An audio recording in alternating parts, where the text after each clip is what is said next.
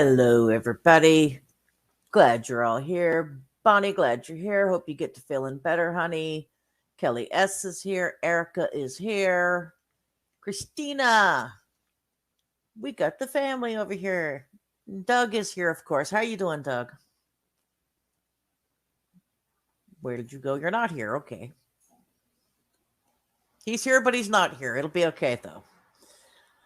So, yeah, we have a little more information about the Meghan Walsh situation that's going on. Hey, Sissy, good to see you as always. Glad you're here. Kelly S. No, honey, if I don't agree, please don't get mad. No, we're definitely not going to be mad at anybody. Everybody's entitled to their own opinions. I mean, cannot hear.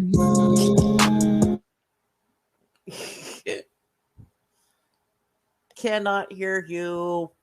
I said, get her out of here. She's not allowed to disagree with any of us. Oh, she's not allowed. Control. You're not mad. You're not. No. We're not here. We're not here to persuade anybody into ever believing the thought process or whatever we're thinking. Heck no. Always put your opinions in the chat. Just be respectful, and that's all it is. And we know who you are. You're good. You're allowed to do that. Allowed to have a difference of opinion, right? That's why we're here. I mean, we're in America. Come on, exactly. We welcome a good, healthy debate. There's nothing wrong with that. It's perfectly fine. I'm a master debater and I'm a cunning linguist. Let's do this. Magic Lady, thank you. Welcome to the family. Glad you're here. Welcome. Magenta Trauma. Oh, made a live chat in here. Good. Yeah, glad you're here. Von is here with the late passes. Always good to see you, Von. I hope you're feeling better. So many people are hurt and struggling right now. Must just be that time of year. Everybody's getting hurt and having some issues going on, but we're going to be okay. We're good. I'm just completing my very first your very first ever.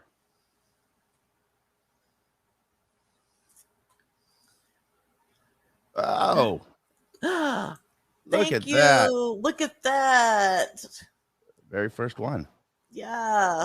Thank you so much. That is awesome. See, that's the first time I've ever been able to pull that up on my screen. Right. I know. Right? Good, huh? You deserve it. Thank you. What we're here for today. Right. Yeah, Kelly, it is hot. It is a hot one today, that's for sure. It is. It is a warm one. It is. Yeah, it's 105 here, so yeah. Nice and toasty. Yeah, we have a nice breeze today. Actually, we're lucky. It's still hotter than Africa, but it's like right. Actually, I don't even know how hot it is in Africa right now. I think that was right. That's just an estimate. But you know what I'm saying. So yeah. Right. Today's the bigger issue than just just what we're looking in front of us, the criminal stuff that we're seeing happening. But like CPS is like something that we have to stay focused on and continue to, be a voice, right? Oh, right. Bonnie Bailey. Bonnie, thank you. Look at you. Thank you so much. See, now you're about to make me cry for the third time today. Don't do it. Oh no, we got a crier. There's no crying. Right. There's no crying as a YouTuber. Are you sure about that? I don't know. There's a mute button. Oh, Kelly S says I have difference of opinions, but super up. Thank you. Look at that super chat party. Yeah, thank you so much. Yeah, super chat. I said that super chat. Thank you. Thank you for that super chat. Thank you. I have to make you some for your soundboard. Sent her a soundboard, so she's actually gonna be living it up here. Got a microphone coming, a microphone stand. Right. You're gonna have the whole kit. Oh, Sissy following it up. Thank you. Thank you so much. Thank you so much. You had Mallory. Thank you, Mallory. Y'all are determined to make me cry, okay? Party. Thank you for that super chat. On a Monday. said that super chat. On a Monday. Arkansas, it's okay. We got a honey. crier on our hands. Right. I said It's to cry. okay, Arkansas. We love you, honey. You're good, Arkansas. You're You just you're start. perfect. You better. It's You fine. better start making some videos though with that microphone I sent you. As long as you're here, Sauce. that's fine. Yes. You guys are so special. Thank you for all those. Now, here's the deal. We want to share the screen and let's get into Megan and her story because I'm going to keep you from crying for now. We'll cry at the end of the show. We'll cry together at the end of the show, okay? Keep it together. Crime and Justice. Got you. I'm trying, okay? I'm trying. I got you. Now, this is a new channel. Okay. This gentleman's channel, I would like you guys to go and subscribe. I'm going to do it and hit the bell notification for this gentleman. He's only got 126 subscribers. He's a new channel, and he's got an accent. He's from the UK, so we like him. Anybody with an accent, we can always feel confident that they're telling us somewhat the truth. Oh, my God, look at that. Super chat. Thank you. Oh, Thank you so much. Our family's coming through. Look at that. Right. thank you. Love y'all. Y'all are awesome. You guys are I amazing. said that. You are. Thank you. Thank you for that super chat. Awesome. You guys are amazing. Told you I was going to keep you from crying. So, Yeah. while we're doing that, let me take this link and put it in the private chat. Give Crime and Justice something to do. Definitely do that. Post this. Yeah. If you guys can go over there, go over to Nicholas. He's got 126 subscribers. Let's get him up there. Oh yeah, we can help him definitely out. boost that number up. Let's help him out. And under fair use, we'll use this today, and we'll break it down. Hop over there and subscribe real quick, y'all. Get his numbers up for him. Yeah, or if you want to pin that to the chat, they could go over there whenever they want, and we can go through this. Right. But yeah, definitely go over there, show some love, and tell them where you guys came from. It's always important to show the love from the channel that sent you guys. So I appreciate that, guys. Go over to Nicholas, tell him we said what's up. And again, very classy guy for only having 126 subscribers. Got a good setup. He's got, it looks like a real news channel, doesn't he? Does. Might be able to pin that to the chat if I was on the right screen. You can do that. You can, yeah, you can get it together. Crime and Justice. Trying, okay. Right now, it's just funny colored fake money. I'm just kidding. I don't have memberships right now, honey. I don't know when they're gonna unlock that. It'll be unlocking soon for her. You guys will be able to be. Jump on over there. You guys are amazing. You guys are so great. Though. Thank you. Thank you for going over to Nicholas's channel as well, showing some love. It's all about bringing up and uplifting these channels that are doing a good thing or trying to do something. Everybody needs a hand, right? Nobody's looking for a handout. We just need to give the handout, right?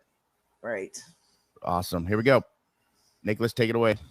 Megan, thank you for joining me. How are you, and what have you been up to? Thank you for having me, Nicholas. I'm doing good today. What was that? I said something about people with accents, isn't it? Yeah, you just listen to them talk for hours. He throws on a set of glasses. I'm like, dude, I'm intrigued. Right? Right. I get the accent and glasses. Professional news. Genius. Right? I'm like screaming. It just screams genius. Right. That's all it does. You know what I mean? I'm doing well. What have we been up to? It's been daily between just different threats or different information coming through about my situation, which we'll be getting to today.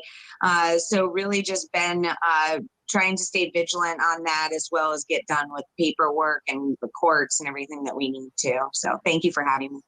You are very, very welcome. Now, if we could have a little background on you, and also what exactly you want to share with the viewers, if you could do a short presentation, and then we can go ahead with some questions and answers. How does that sound? Absolutely. So this is when she first came out, December 15th, before she had this recent baby that was taken. Oh, okay. Just so you guys know, this is her coming out for one of the first interviews coming out. Came out in December. We watched another channel with the CIA agent, Michael, last time. That was a little bit longer and more full of detail. This is only about 30 minutes long, and it's pretty full of a lot of stuff. Again, you guys get your notebooks out if you really want to make some connections. What's the question, Kelly? What's up? I have a question. Follow that up with the question, and we'll get to it.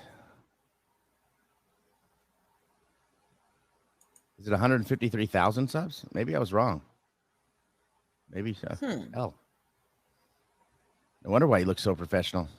Has that really nice suit. Maybe I didn't see the K. Probably the same guy. Thanks, Raybird. Could be, probably. Tell Nicholas we said what's up and pass some subscribers our way. Right? Exactly. I was way off on that one. Okay. I haven't had my coffee yet when I looked at this, you guys, so stop. Right. So basically, it's not your phone. It's okay. Oh, Christina jumping along. Super chat. Coming in with the super sticker. Thank you, Christina. Kelly said, wouldn't she have come out sooner? Well, I mean, it depends on how scared you are, what the plan of attack is. I mean, this is a lot of coming out with a lot of stuff, right? Right. I mean, there's a lot of information, a lot of possible accusations.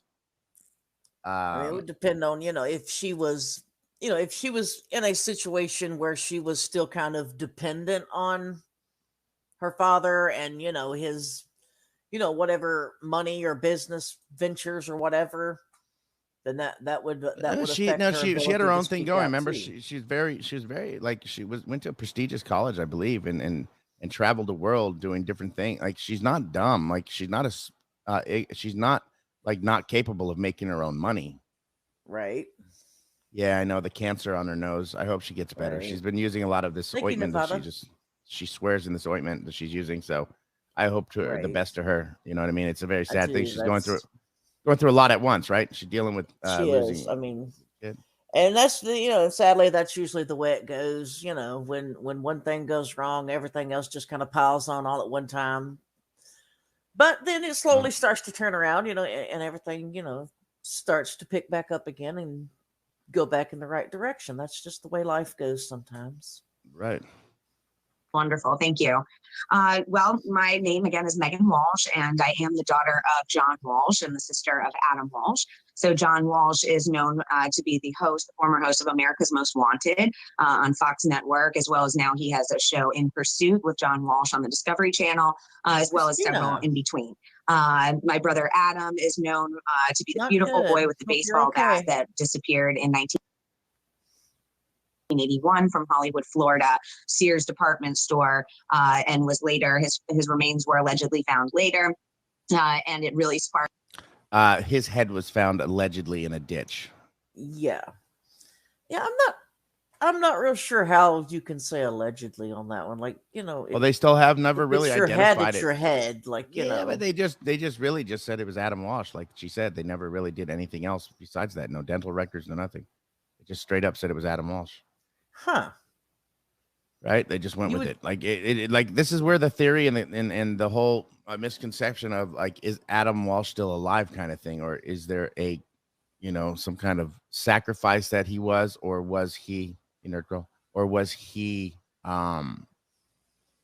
hidden? Was he relocated and brainwashed? Does he even know who he is? Does he think he's someone else? I mean, right. I mean, I don't know. I guess, well, maybe back then they didn't have the technology for, DNA and all that stuff, but surely DNA's been progressing. DNA's been progressing every decade. I mean, in the 90s, then we got really, really advanced. And then in the 2000s, even more advanced. I mean, there was cases getting solved in the 80s and 90s from new DNA technology from like older cases from like the 70s and you know what I mean? So like, as DNA progressed and got a lot more thorough, and they needed a lot less DNA to be able to prove, things. Technology now is they can get DNA, I believe, even out of somebody's ashes if they were burned. Like, right. I mean, they can get DNA off something as small as the tip of a pen. So yeah. Right. So.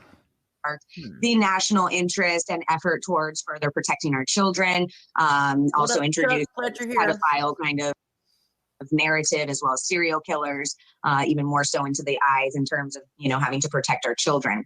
So many people in America definitely know who my father is across the globe. In fact, people are aware of who he is, and unfortunately, there is, as we're finding out, there's a big theme going on in our society today, Nicholas, and that would be narrative versus truth. And we're really realizing a lot of that coming to light. And my father has done wonderful. You can put a poll up and let it run throughout the show. Is Meghan, do you believe Meghan? Yes or no? Or you can actually even add an option, or it's a conspiracy or something to that effect. I mean, and let it run throughout the period of this, because again, the more we research stuff, sometimes our brains might see something we didn't see before, and we're so one-sided sometimes thinking. Even myself, I'll be the first to say, like, if I figure out she's lying, or if I can find a loophole, it's just too much of it makes too much sense to me. Even if she's off about 2 or 3 people, there's 100 other people she's naming that very well are connected. You know, there's it's hard to not listen. Just put it that way, and have an open heart with me, at least, to know, number one, CPS is an issue, and how we saw this happen to her yesterday when we were watching her Facebook live when her baby was taken. Man, she had all of her I's dotted and her T's crossed, except no government official actually had any of their I's dotted or their T's crossed. Nobody was calling her back. Her attorney wasn't. Attorney tells her not to show up to court, and she didn't know that if she didn't show up, she's going to lose her kid. Like, there's so many things that are so dirty here that you just have to make connections, and it goes back to the CPS, even, like, mainly more than just them violating her rights and the law. Like, literally, CPS they wish this live stream was never out there, right? They wish that live stream was never available.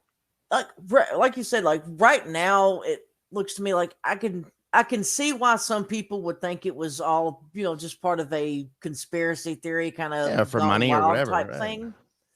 But when it comes to the point of they're actually taking her children, and her father is involved in filing those reports to, get that to happen, and then her father now has her children, I mean, that kind of leads me to believe what is he trying to cover up? Either this, or he's trying to really just launch his TV career again, right? Like, it really seems like the only motive I could see here, if we're putting her in a bad light, if that's what you're trying to do, it's to say this is a conspiracy, or this is a lie. All it is it's going to be huge publicity for whether a book's coming out, or a TV movie's coming out, or a movie's coming, like a real movie's coming out, like on-screen film. I just don't see the gaslighting and her getting her kids taken to be part of a script. He's gone real, like, he wants her to be quiet because he doesn't want her to affect anything he's got going on, or his wife. And in the future, after he's gone, he still doesn't, like, John Walsh is so pompous that there's no way that he wants anything bad even said after he dies. If he hasn't already paid someone to live forever. Like, he's a type, like, Regis Philbin didn't do it, but he did. You know what I mean? I'm sure if he could find a way to make that happen, he probably would. Right. But, like, he's going to find a way to do something else. Like, the first steps to getting rid of Meghan is taking her kids. Right. Because once her kids are out of the picture, she's fair game. And even if they're shooting or this or that, there's no kids around. There's no chance of anybody else getting hurt. Like, it's her. Right. Or her husband, or whoever's in her life that knows what she knows, or she's like, unless she's got stuff backed up on a computer or extra disk drives and like a safety deposit box to say, if something happens to me, take this to the police, and not the corrupt ones that know my dad. Right. Like something to that effect. At some point, you'd need some kind of backup plan, is all I'm saying. Right. But if she's in it for any other reason, on the dark side, it would be for publicity and money. Right. And that's all you would have be for. But I don't see that. Like, taking a baby from their mother 4 to 5 days old is a punishment in itself. I mean, you might as well kill me, right? Like, at that point, you might as well just put a bullet in my head, because that's what you just did to me, and I'm still alive, and this sucks, right? Because she's a walking dead person. I know what it feels like to be gaslighted. A walking dead person is bad. It is. It feels you feel like you're worthless. You got nothing in your life. What's the next step? Right. Exactly. That mental health they're claiming on you, or that craziness, you turn into that person. You turn into that sad, depressed, dark cloud. Been there, done that. Things. Anything I say here, I've really tried to respect my mother and father. It's not to take away from the great work that they've done. But there are more sides to this than people know. And my father has been paid in the public eye for going on 40 years now, since my brother was taken. Recently, in April this year, this past April, he actually had the local sheriff, the DCF or CPS, Child Protective Services, and the courts take my 3 beautiful children from me in an ambush. There was no investigation. There was no. So whoever asked earlier, when were her kids taken? Well, it would have been before December 15th, 2021. This interview was then. Right. Prior. And then her recent one was just recently. Calls or records, nothing like that of complaints. I'm known in the community. Actually, prior to that, I was an advocate, still am obviously more so, of family court and CPS corruption and doing something about that, which a lot of people. So being an advocate prior to all this happening, it shows a motive for CPS to take her out of the picture too, because exposing them the way she was, now she has no choice but to throw the whole hatchet at them, right? This is the way it has to be now. She's got to expose everything and everybody that she knows, or say everything, because as long as there's a recording of it, even if something happens to her, the internet never goes away. Thousands of people have these interviews already. There's no way to stop that. There's no way to get rid. It's not like a Kanye West or Kim Kardashian sex tape where, you know, you could fly to LA and pay a big hefty sum to some other rapper that used to be with her to get that one sole video left. You know, that's it. Like, like that's not this. Like, this is something that'll always be in news. And until the day John Walsh dies and his wife passes as well, like, they're going to be looked at as either possible heroes or devils. Like, I mean, you're going to you're going cross spectrum here, angel to devil, so quick, right? For a guy that used to save children and you know what I mean? Like, yeah, either way, this at this point, it's gotten big enough that it's not going to go away. Yeah. You know, there's really no shutting it up now. Even if they do manage to intimidate her to a point where she shuts down and stops talking, it's out to enough other people that other people are going to start picking it up and carrying that torch for her. Well, you see, people are starting to pick this case up because, you know, they started picking up new traction as we were starting to talk about it. And then I saw other people, which is great because I want other people, but I want it to be done in a good light because I don't, like we said, like, we want everybody to have their opinions, but who's right or who's wrong here? No matter what story she's telling or how she's saying or putting people together, what happened to her and her baby was so wrong that we watched that you don't need a backstory. I mean, all you need to know is that was wrong and that shouldn't have happened. Right. And that's they completely mishandled that whole situation. I mean, if there was a legitimate grounds for them to come in and take the baby, it should have been done in a whole lot different way than it was. Correct. Hopefully many of your viewers are learning about because this is a national issue and a global issue in terms of you know, how the Child Protective Services works in our country and across our globe. How it's is Child Protective Services as shitty in the UK, people out there in the UK or in different countries? Is your CPS just as shitty as ours, or are we this lucky? Yeah, that's what I would like. I mean, I know it's a broken system here. I mean, that'd be the next poll, maybe. That would be the next poll. Like, I'm curious to find out from a worldwide or a global standpoint, like, what is the deal? Like, how does everybody else's CPS system match up to ours? I mean, are they all the same, or are they doing better than us? How is Canada? Is Canada's better? Anybody? And if they're better than us, then we need to find out what they're doing and see how we implement that here. Right. Is Canada, like, you know, we got a few Canadians in here. Is Canada is where it's all, what it's all a boot, or are we just the boot over here where we should give everybody the boot that works in CPS? Right. I mean that's definitely what we need to find out. I mean, are the hoops just as tough to jump through? I mean, I would love to see, like, different countries get on and talk about their CPS systems or their Department of Child Services system or whatever it's called in their country. Like, I would love to hear a global stance on what CPS is doing everywhere. I don't know if there's anything like that. I haven't seen anything. Maybe I haven't dug deep far enough. But, like, I'd really like to know, is it because, you know, CPS is tough to deal with even out here. I'm not gonna lie. It is. I mean, it's tough everywhere. Yep. All right, Aaron, since we have some CPS issues in Canada. Thank you, Aaron. Incentivized and what really occurs in that system. But prior to, and people were going to ask why did he do this? Why did he have our children taken? There is, again, that public persona versus private life. And, my dad, again, has helped many, many people, but also he does have a private side. And my parents have been through a lot of trauma. They've been put in the public eye. And if people actually look at it, there's been a lot of controversy, not only to my brother Adam's case and his disappearance, but also their marriage, their relationship, and their life since. So I actually had started speaking up as a mother. I wonder if they're like sexual deviance is what she's talking about. Like, are they like swingers? Are they like high society swingers? Like, what's the deal?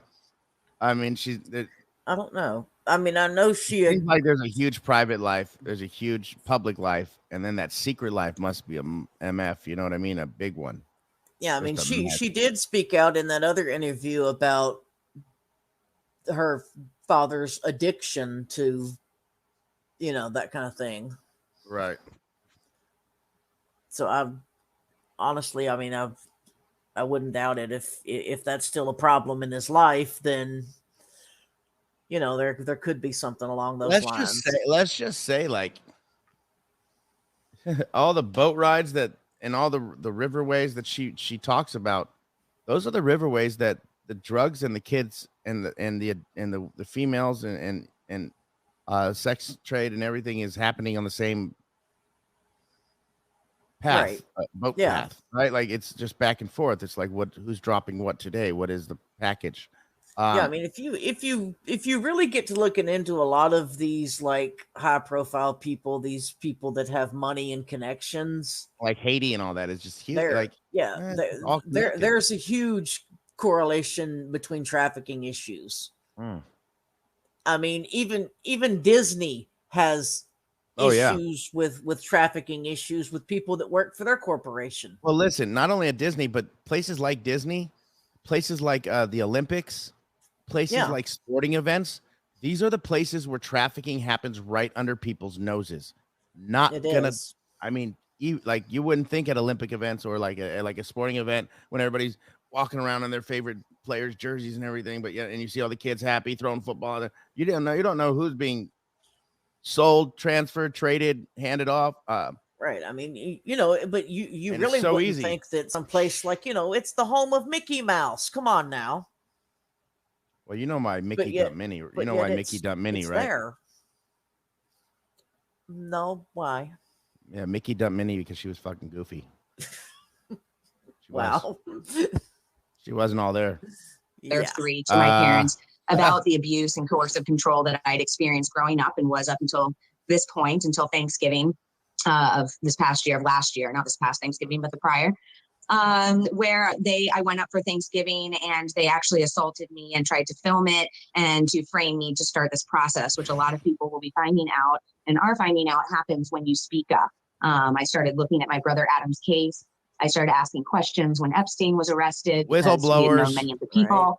Right. I started being approached about the National Center for Missing and Exploited Children, the International Center for Missing and Exploited Children, which is has Richard Branson on the board.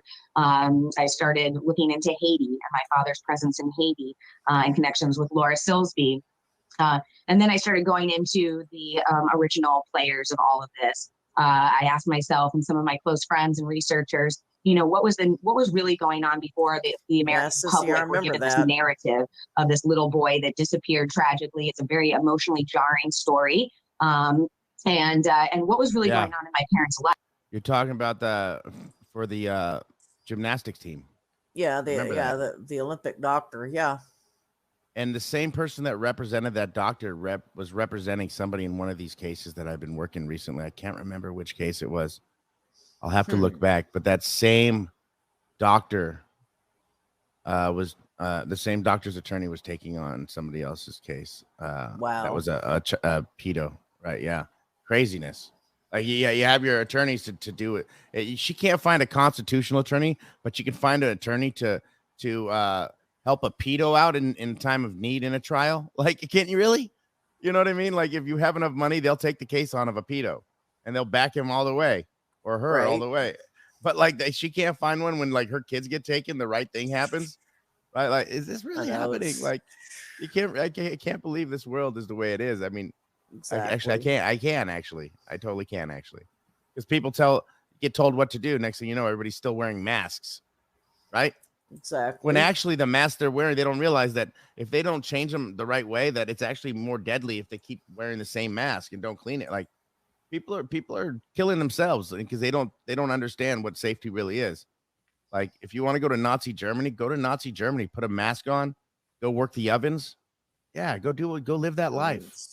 Right? It's not just a job at that point when you start believing what you're told to do by everybody. Have your free thinking and know that not everything that you're going to be told by mainstream media is true, right? Mainstream media isn't bringing out Meghan Walsh's story. I don't know if you realizing this or not. They're not bringing it out the way we're bringing out, or this other channel, Nick is taking it, or that Michael, the CIA agent, brought it out, or they're not doing the coverage for her like this, right? Because they're trying to sweep. They're paid off by the big money people, which they're all donating to John Walsh's private 501c3. Under Facebook, under Amazon, under all these big names, right? Cash App was even donating. Like when Cash App's donating to you, that's when you know you've made it. Right. Like when PayPal and Cash App start sending you money, you're like, I've made it. Might as well change my name to God. Right. Everybody's biggest corporations and power in the world is donating to moi. Right. I don't. Some of the stuff runs deep. They don't want the negative out there, right? This is what they're doing. They're protecting. I grew up with them. I know them. I'm speaking up about abuse. I went through all of their marital turmoil and infidelities growing up. What was really going on? So I started looking into. In essence, she's saying my dad liked to anything that walked. He liked to stick his wee in. Yeah. Basically, is what she's saying, right? Yeah, basically, he and then she started doing this. He chased anything on two legs. There you go, pretty much. And then, they each had their call girls and call boys. I'm sure. Right. High class, high society skanks. They're the high class, high society skanks. You know what I mean? Basically, right. They don't go to a bus station stand around with no underwear on. They're them high class hoes. Okay. We don't hang out at the bowling alley with no underwear. We're high class, high society bus station skanks. Okay. Bus station skanks. Get it right. Not bowling alley skanks. There's a difference. When you ever get an argument with a skank about that, if you ever actually meet one, that's the weird part. But like literally, if you have a conversation about a bowling alley and a bus station, I want a recording of it because that would be hilarious. I'm just saying. I once had a conversation with one, and it was the craziest thing ever. And I was just like, oh my God, am I actually hearing this stuff come out of your mouth right now? Like, never mind. You know what? Just leave me alone. Anybody ever said, can I buy you a fifth sandwich? Disgusting. Yeah. Anybody ask for a fifth sandwich? Like the ladies, man, just don't do it. Yeah. To that as well. And things got hairy. Obviously, after the assault on Thanksgiving, I told my parents that we could not, be in contact until they got help. It was not good for me or the children. My mother actually bit me and bloodied my nose, which I will address. I'm actually healing basal cell cancer on my face. So excuse me, everyone, for that. And basal cell people cancer. wonder. So we'll address that. Right, Christina. So if Michael Jackson was around, you could have just borrowed one of his for the interview. Like literally, like he had so many noses. Right. When you open your medicine cabinet, and instead of like your toothbrush and your mouthwash and your deodorant there, and it's like a bunch of noses, it's like, we'll go with this one today, Exactly. Which one am I going to wear this week? Hey, Bubbles, come over here and pick a nose out for me. Right. Cheeto really pissed me off. Grab an angry nose. Grab an angry nose. What's wrong with me? I don't know. Okay, let's stay on track here. Let's stay focused here. All right. Okay. Bigger picture. Focused. Okay, got it. That was pretty funny though. I'm not gonna lie. That yeah. Now I'm just thinking about Mr. Potato Head and just pulling out extra parts and I know. Moving on before we get off in left field, it'll be okay. If anybody says I'm gonna stick some arms in her ears, I'm cutting this thing off. So yes, that was the situation, and then my father really couldn't handle it. So basal cell cancer is what she's going through, and she's using actually she's really into holistic stuff. So she's using some oil, right? So hopefully it goes away. And again, if it doesn't, she's a survivor, right?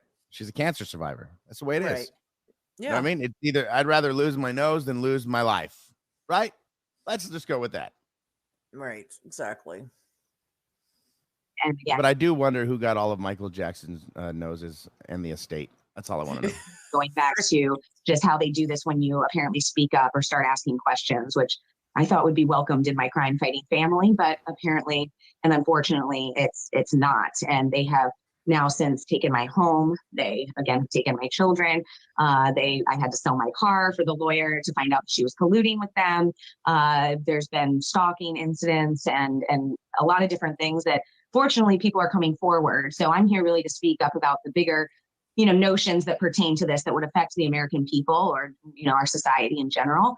Again, that federalized policing and, this notion of in the best interest of that we're all dealing with masks and vaccines and everything in society today. So hopefully that was a little insight. Wow, I'm flabbergasted by the information. So you said that your mum bit you on the nose. Is that correct? Did I hear that right? She bit me on the arm and she bloodied my nose and my baby was in my arms while she was trying to take me to the ground. Yes. Yeah. Can you explain why, if you don't mind? Again, I've grown up with, a lot of people are using this term narcissist these days. So it's getting a little washed out, but there is a reality of, coercive control, narcissistic abuse. And when you are born into for lack of a better term, Hollywood family or a family that's in the public eye, you have a role to play. And, I was in fashion and music prior to leaving everything about 4 years ago, going on 5 years ago, to really. What was that? They said, anyone know the allegations from her dad that got DCS involved? I heard her children were malnourished and had mental abuse, but I can't find legit sources. Are you talking about like the previous kids, or are you talking about the most current situation? The most current situation, it was called and said that the newborn didn't have medical treatment after birth.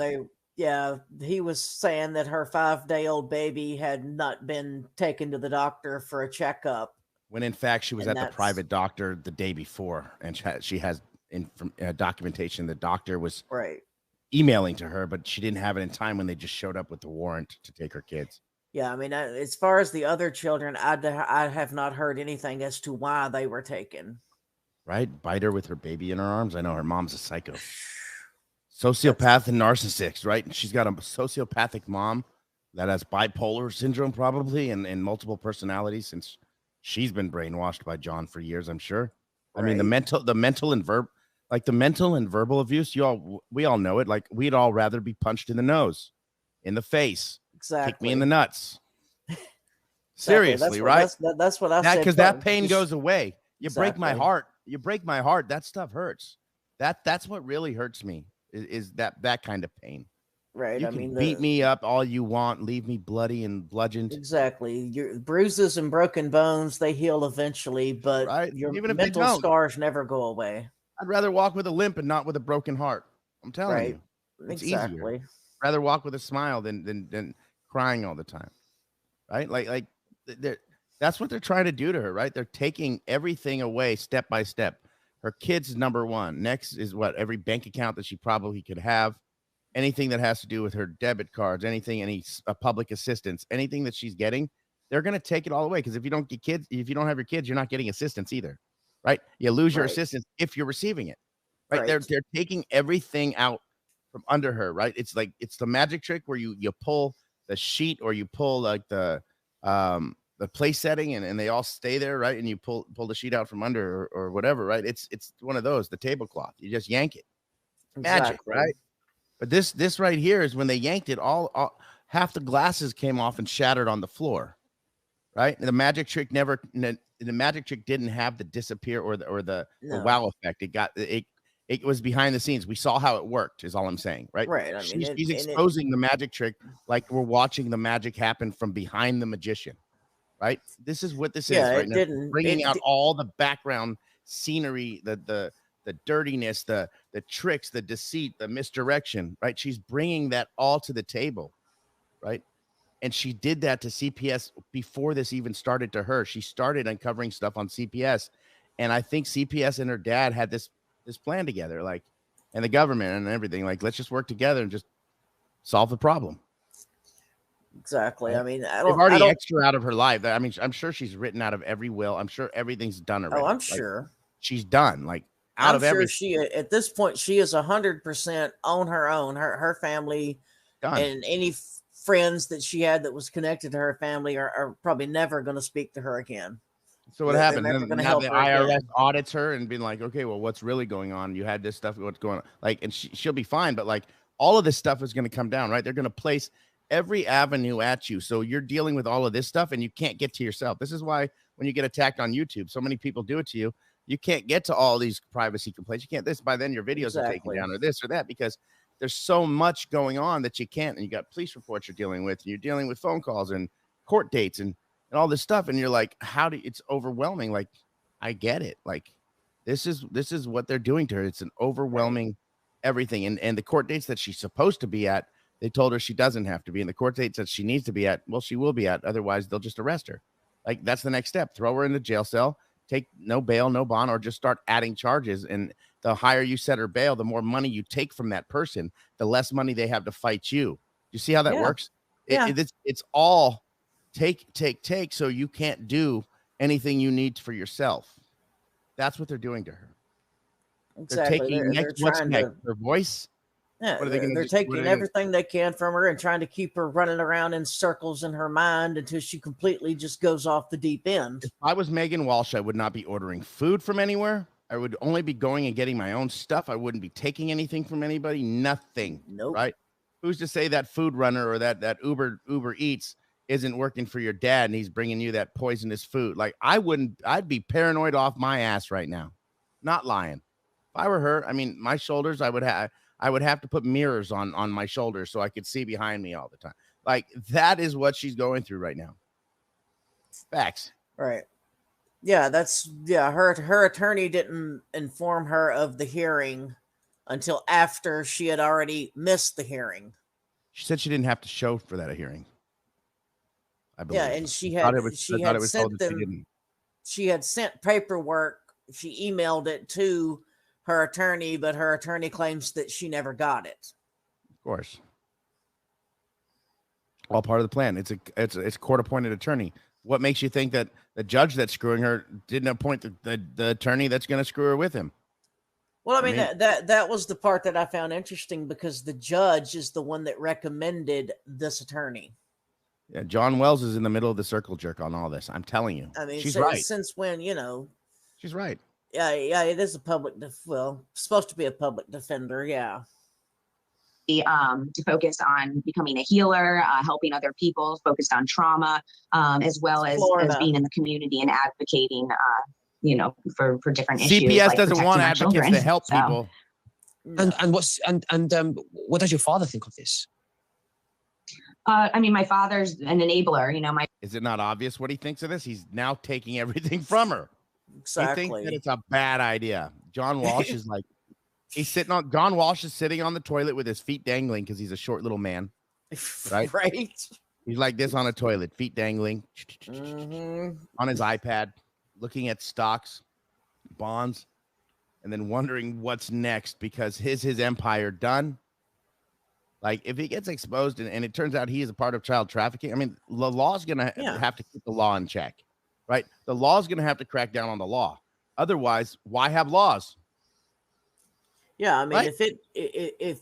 if the things that she is accusing him of, the accusations, if they turn out to have any facts behind it at all, he's toast. He's done. Yeah, he gets into his Porsche with a rope ladder because he even though when it's lowered, he's that little. He's got to use a rope ladder to get into his little Porsche.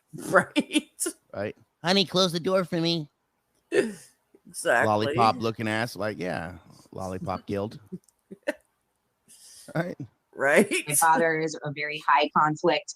He's very, addicted, if you will, to high conflict. Listen, I'll tell you what's happening right now. That judge that appointed that court-appointed attorney, that court-appointed attorney will be a DA very, very soon. Call me out on that. Yeah, I mean, you know how you work yourself up through the branches in the court system, in the courts? You suck your way to the top. Exactly. That's exactly what it is. Yeah, This is a demoralizing business. It is if you have morals. The people are involved in this have no morals or ethics, right? They're willing to circle jerk or slap anybody off they have to. Exactly. It's not cool. Yeah, it's not Christina, okay. Right? I know. Money and power. Money and power covers the truth. Look at all the people in prison right now that are innocent, right? That are innocent, that are serving life sentences. And then we get these guys getting out after 25 years when DNA finally proves something that they didn't do it. And then all of our tax dollars go towards, a nice settlement for these people because these guys screwed up, not us. They did. Right. Now our tax dollars are going to pay for their mistakes. How is that fair? Right?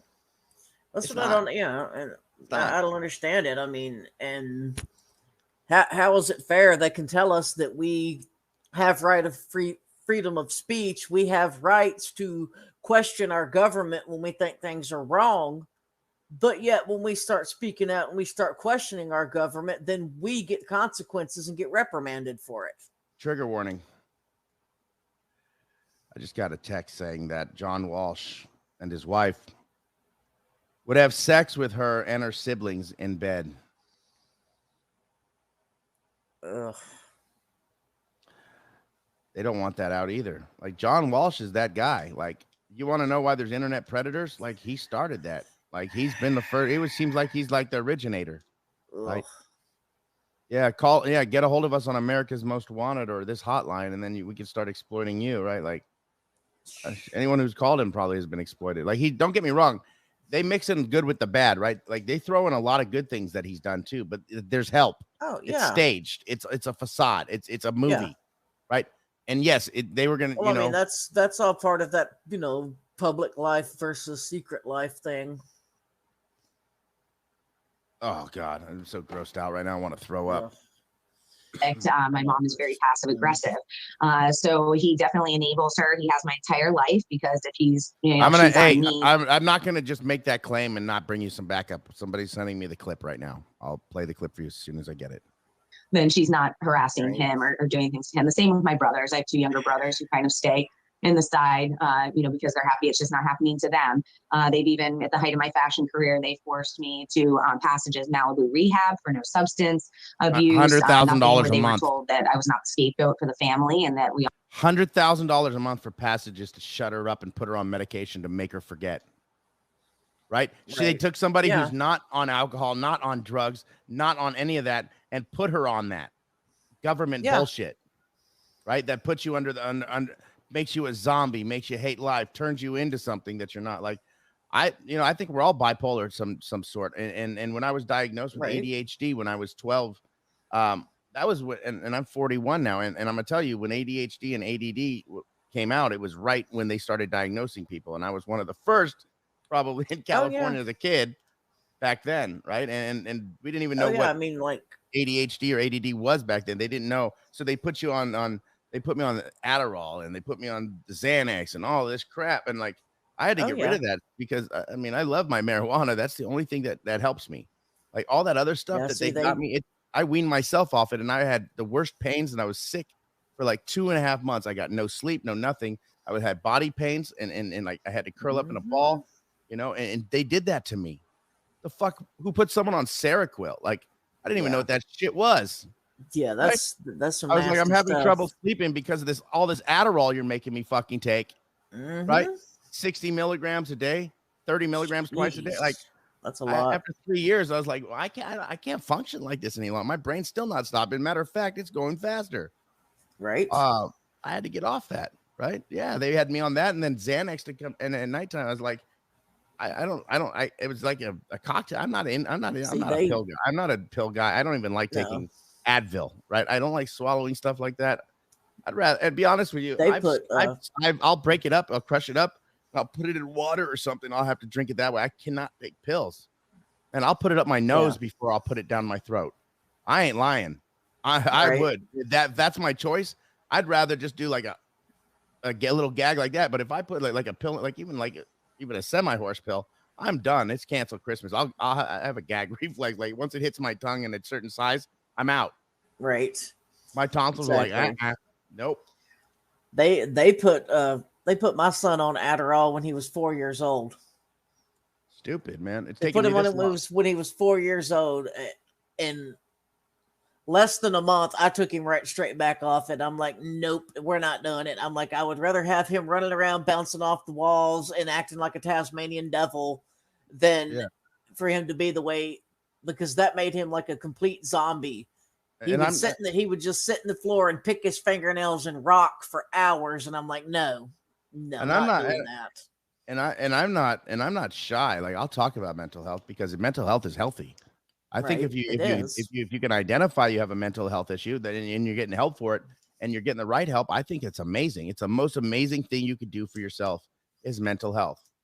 And I think that needs to be a shirt. The most amazing thing you can do for yourself is mental health. Write that down. That's awesome. Right. Serious, you guys. Like, be honest and open about it. It's look in the mirror is a lot easier, right? Because if you feel like you always have to hide, like you're embarrassed, like fucking screw being embarrassed, right? No time to be embarrassed, and there's no time to cry during a live stream. We know these two things, right? We talk about it, we move on, we adult, and we become better people every day. Like, if you start looking in the mirror and actually just try one thing a day, take one thing that you're mad or upset about yourself, look in the mirror and be like, you're better than that. We'll get through this. Like know that you're gonna be better. Like make that step. It'll work. I'm telling you. Like and medication can't do that for you when you have. There's no medication in the world that can give you confidence unless it's an altered confidence that you're gonna lose, and it's gonna make it worse when you don't have it. It's gonna be 10 times worse when you like coming off a stage after performing. You don't want that. My uncle James Brown, he used to do that. That's why. My aunt was on crack. He was on crack, and she died of all of her cosmetic surgeries and drugging herself in a treatment center while they were drugging her as well. She was using PCP, and things like that. And she was in a recovery home after 10 cosmetic surgeries. And yes, it's the James Brown, the black singer. That was my uncle. Wow. And it's all over the news. Her name was Adrienne Brown, and my mom wrote a book about it, and I helped her finish it. And we released it. If you guys want to read it, a lot of you have. I'll put it back out there. There's a link, and it's free. Used to be on Amazon, but it's an interesting story. But here's the deal: like, mental health can prevent a lot of this. Like, if John had mental health back then, like, maybe he wouldn't be such a weird, sexual deviant, weirdo, trafficker, money hungry weirdo like that. Or if he didn't, if he wasn't best friends with Elon Musk or whatever, right? Like, 'cause all these people are connected at some point. And you have to go back too at this point and see, like, even what could have potentially went wrong in his life growing up that, led him to be the way he is now. But I don't know. In a lot of ways, people use that as an excuse. I mean, let's say something was happening. Say they were doing something to Adam, right? Sexually. Right. And he's now getting to the age where he wants to talk. What do? You get rid of him. Especially possibility, right? Debbie says what? Debbie, thank you. John's producer of AMW told me stories of him 17 years ago. She made it sound like he needs guidance as to where to go and do and such. Right. John, wake up. John, eat your breakfast. John, don't forget to take your prostate medicine. John. Right. Thank you for that, Debbie. That's interesting, though. I mean, if he's having issues like that when he can't even regulate his own life as an adult, then he's definitely got something going on. Crazy. Y'all need to handle this. They've shot me to therapists since I was small, and my dad even testified to the judge saying, "Your Honor, we've tried and paid hundreds of thousands of dollars her entire life to get her diagnosed, and we have yet to get a diagnosis." And again, as I just mentioned, it's actually the career that I went in to help other people. So thank you, Don. That's nice. So I'm trying to get a vision. I mean, what's your relationship like with both your parents? Right now, we have no relationship. They've kidnapped my children, and they have used the local sheriff who he is supporting. But he has a long history with the sheriff. And this is another thing that we are seeing with judges, sheriffs, and local systems, state and local systems, as well as on a national level, obviously. But to keep it here where we're talking, my father has really used the sheriff, who he just helped get elected. I have a question. Question. Oh, wait, I'm the one pausing this stuff. Right. Oh, Mountain Girl! Thank you. I just want to say thank you for that super chat. Thank you guys for the super stickers, super chats. Thank you. I forgot what I was going to say now. Question? No, I was going to tell you, what father who gets a sheriff elected is going to ever lose anything in that county. Right. Just riddle me this. I mean, you heard what she just said. You heard what she just says. It's on the screen. Yeah. Listen. Yeah, her father paid to have him elected. You know, my father has really used the sheriff, who he just helped get elected.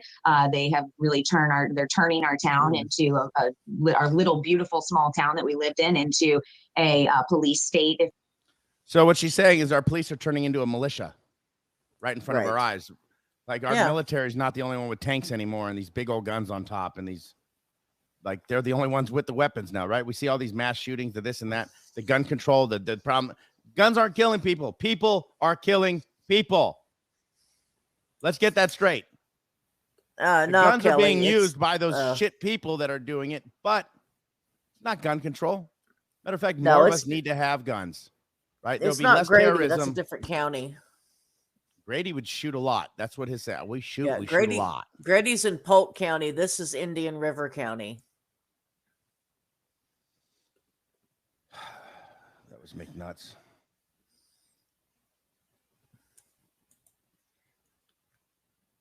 If you will, they just got more funding yesterday, and they take my father to get a 5-0 vote. Gabby Petito's father actually just moved to the same town, ironically, out of all the United States, the same month that they started this with me, and took my children, had the police ambush us. Again, no investigation, no warrant. What's the ties with Gabby Petito? I know he tried to cover a little bit about that case, but she's saying that Gabby Petito's parents moved in the same town where she lives. Right. And had the police ambush us. Again, no investigation, no warrants, nothing. So, you know, it's a tactic to scare you. It's a tactic to silence you. And they've been planning it for a while. This is also involving another national issue, and especially in the state of Florida, of guardianship and conservatorship fraud, which with Britney Spears and things like that coming out, people are learning much more how that works. And that's ultimately their goal here, is to get guardianships on my children and to get a conservatorship on me so that they can control what. That makes sense. They need her to be mentally ill. They need her to be mentally ill to get a conservatorship, don't they? Isn't that a stipulation? Yeah, they would have to find. She would have to either be mentally ill or in some way physically incapable of taking care of herself. That's the play right there. Yeah, that's the shut up play. That's the gag. That's the hardest gag order you're going to get right there. Look what Brittany went through. If they can prove that she's suffering from some type of mental illness, that they're makes creating her the mental illness right now. Aren't you seeing what's happening right here? They're creating the mental illness for her. Yeah, this is brewing up. The anxiety, the social anxiety, the paranoia, right? All of the stuff that comes along with being mentally handicapped or ill, like they're going to say we are, when like really you're making us this way, right? We're not paranoid. We're just in tune. Like people like me have always been shut up because I'm in tune that way. I've always been an empath. I've always been like that. And it didn't come out stronger until I was involved in a shooting in 2016 where we ended up having to kill 2 people and one ended up all over me. That brought out my I don't like to say intuition or anything. It just brings out my senses that much more, right? Like it upped it about 10,000%. Right. I'm not gonna lie, like it really did. Oh yeah. Yeah. So trauma. What she's going through is that. Well, that's what they're doing. They're using what she's already had, the trauma built up from the sexual abuse to whatever else that she's had to shut up and she's been, gag ordered pretty much her whole life until now. Right. Right. Yeah. Crazy making is a real thing. It is. It's not. I mean, they did it to me when I was filming government transparency and things that I caught. And, the bad stuff when I did catch the cops beating up people or sticking their knees on people's necks and choking them till they were passed out. Like every time I caught that, I got arrested. They took my equipment and I never got it back. Not going to lie. Of course. Not going to lie. That's facts.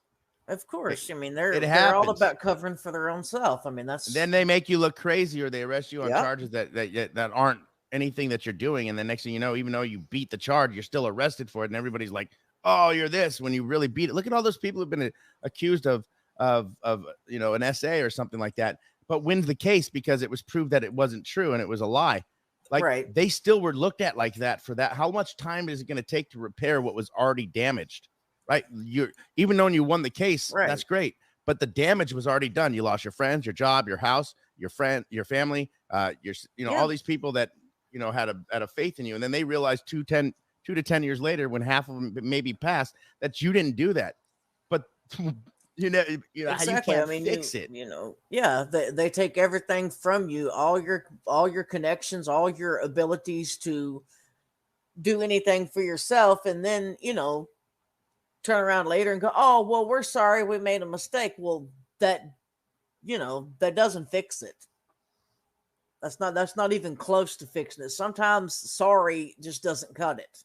No, you can't repair it. There's no amount of money that can actually fix what happened originally. Like you can have a bunch of money and try to live a great life, but that depression and what you lost of your life and the kids and them growing up when you were in jail for something you didn't even do, you can't. There's no amount of money that can fix that. Like if I'm not in jail and I don't see my kids, I still feel like I lose a day. Like when I don't see them even every day, I'm losing a day of my life and a day of seeing them. Like that's how I feel. Every day I feel like I have a day less, and like that's how I live my life. I know I have a less day every day I wake up, so that's why I try to live my best life every day. I've not always been a great person. I've always been a good great person. I've done some stupid things, put it that way, but I have always been caring, loving, and never tried to hurt anybody like that. You know what I mean? But we've done stupid things. All of us have at some point. Of course we have. Some less than others. Some less than others, but like we've all been there. The process of learning, that's what life is about, right? So like, as long as you didn't murder somebody, I don't care if you've done drugs or stole or done any of that stuff in the past, right? We've all done it before at some point. Exactly. As long as you're not like that anymore and you're a good person and you've made those steps for correction, that's all you can do. All of us rebel in a different way. And luckily we don't end up like my buddy that just found dead on fentanyl. Like, hopefully we don't all end up like that. I know I won't. I hope you guys don't. If you guys have a drug problem, reach out. If you guys have anxiety or mental health problems, reach out to someone. It's not embarrassment at all. We all struggle. It's how you fix yourself is what matters, right? The next step. Right. Exactly. I say, and what gets out to the public. My dad's actually, my father's begged the judge 3 times to put a gag order on me, which the judge has refused. So you're saying that now your kids have been taken away from you and are staying with your parents, correct? Yes, they've taken them and they are with them under state custody, kinship shelter. And is that so odd that it's like their parents are like still like the ones in custody of her kids? Right. Even if they're in the state's custody, her parents are less like.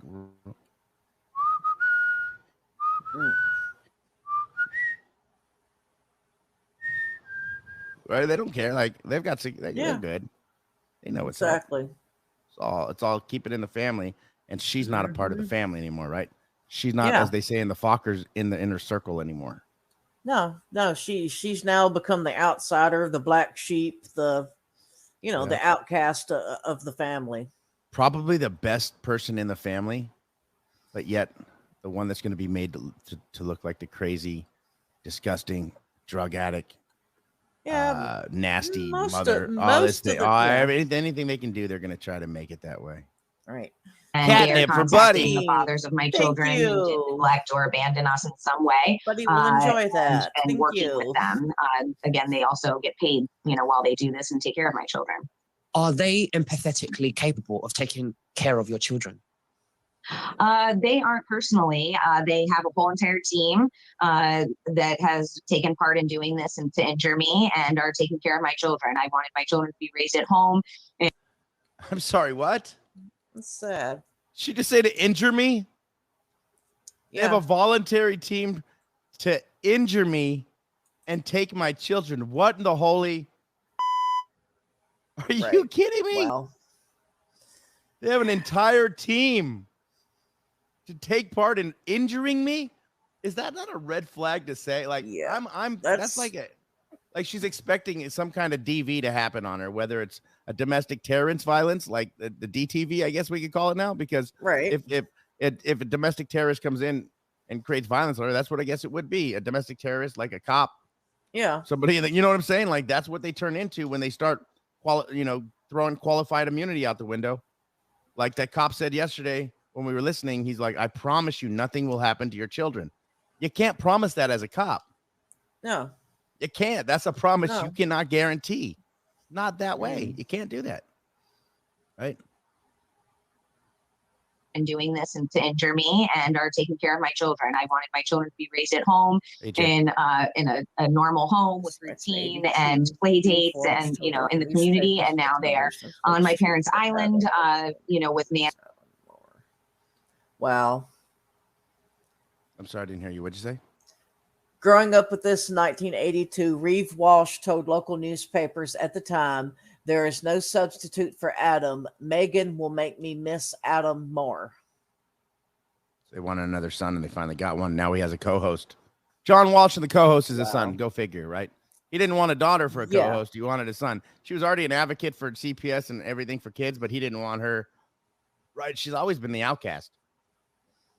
Seems like right. And he's raising them, taking them around, and I do get to see them twice a week, supervised for an hour and a half.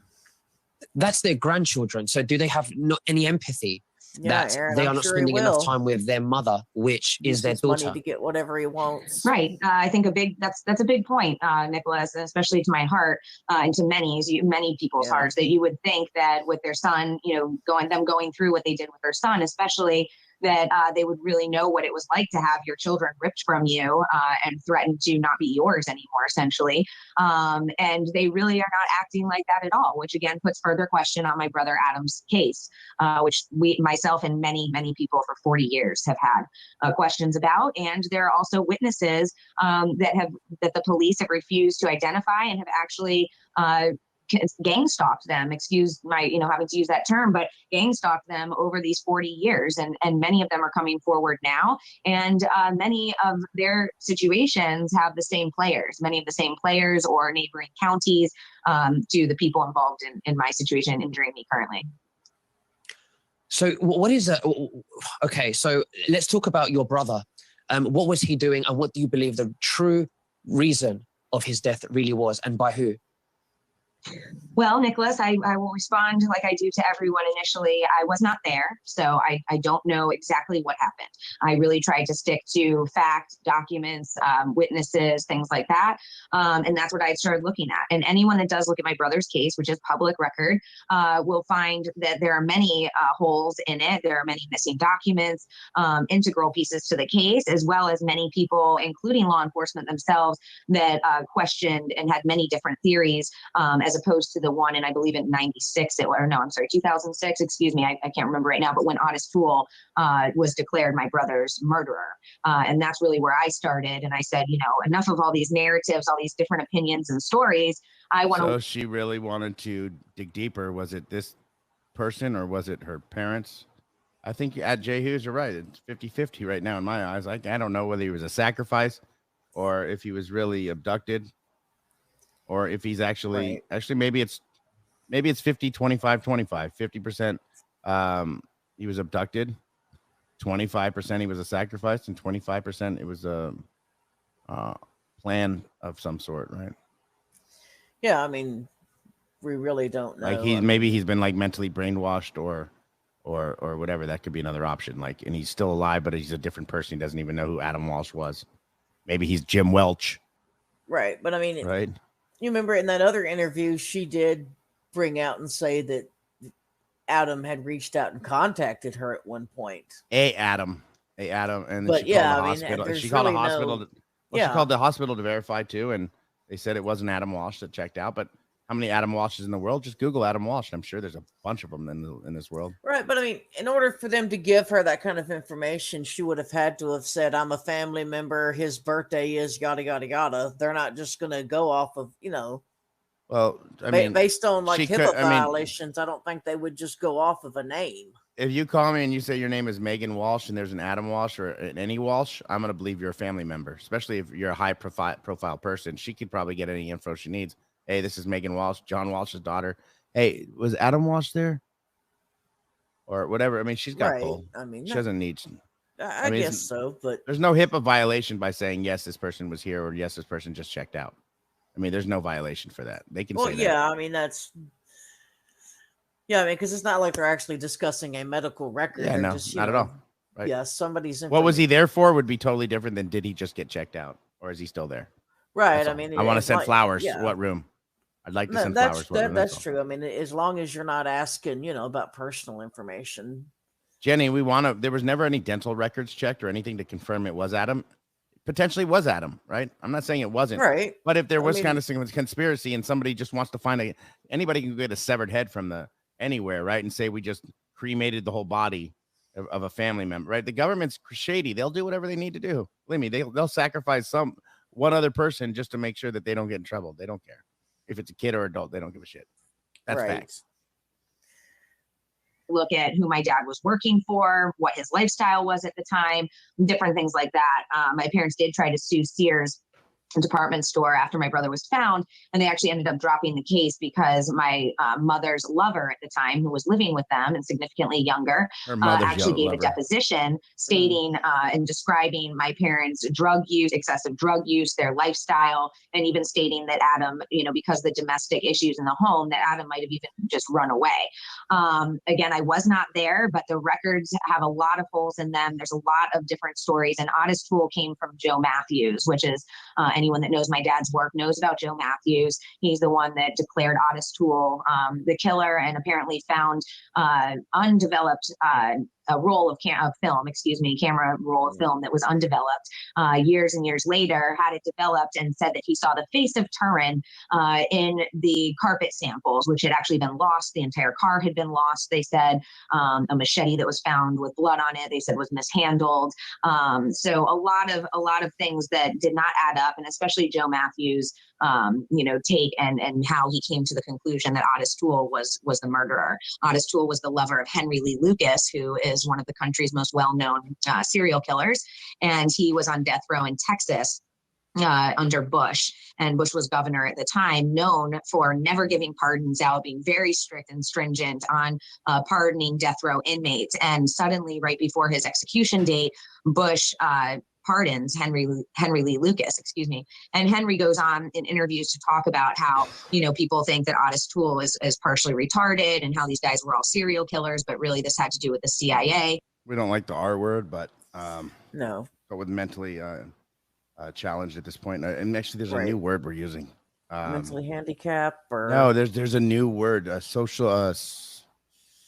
Gosh, I want to use the right one right now, to be honest, and I can't think of it at this second. Someone could put it, what they're using actually for the term of mentally handicapped now in the chat, because I know it's different. We love our Joey and our grandpa, and he's got Down. So, right. I used to coach Special Olympics. We used to call it mentally handicapped. So, right. I mean, that's it's something new. When I worked special education, that's what we always called it, was mentally handicapped. And I don't think it's that, because I think we're all mentally handicapped. Look at the decisions half of us make. You know what I mean? Yeah, I mean, on some level, yes. Excuse me. Choking on my own tongue. No, that's not good. Right.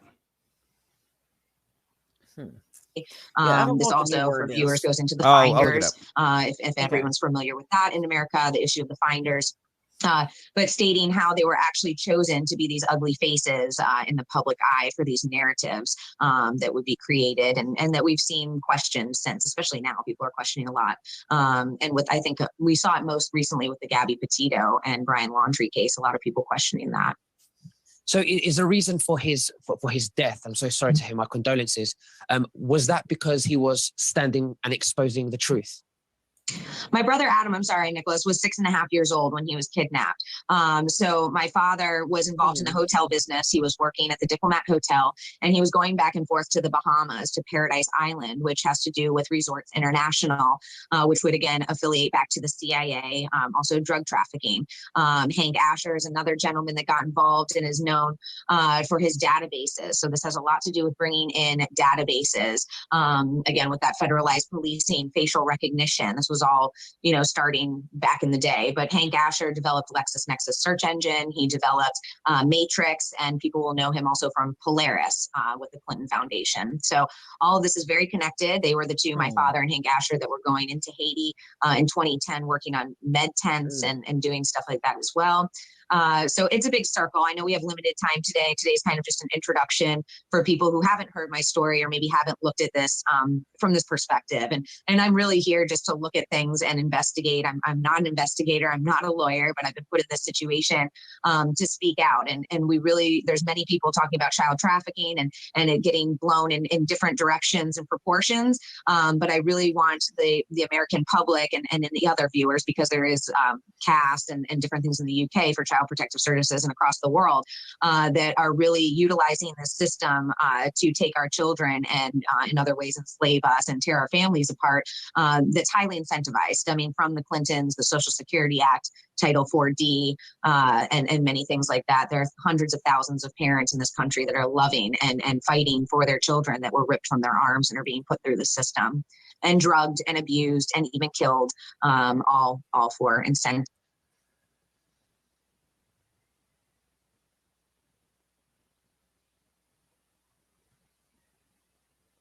You want to read it, or do you want me to read it?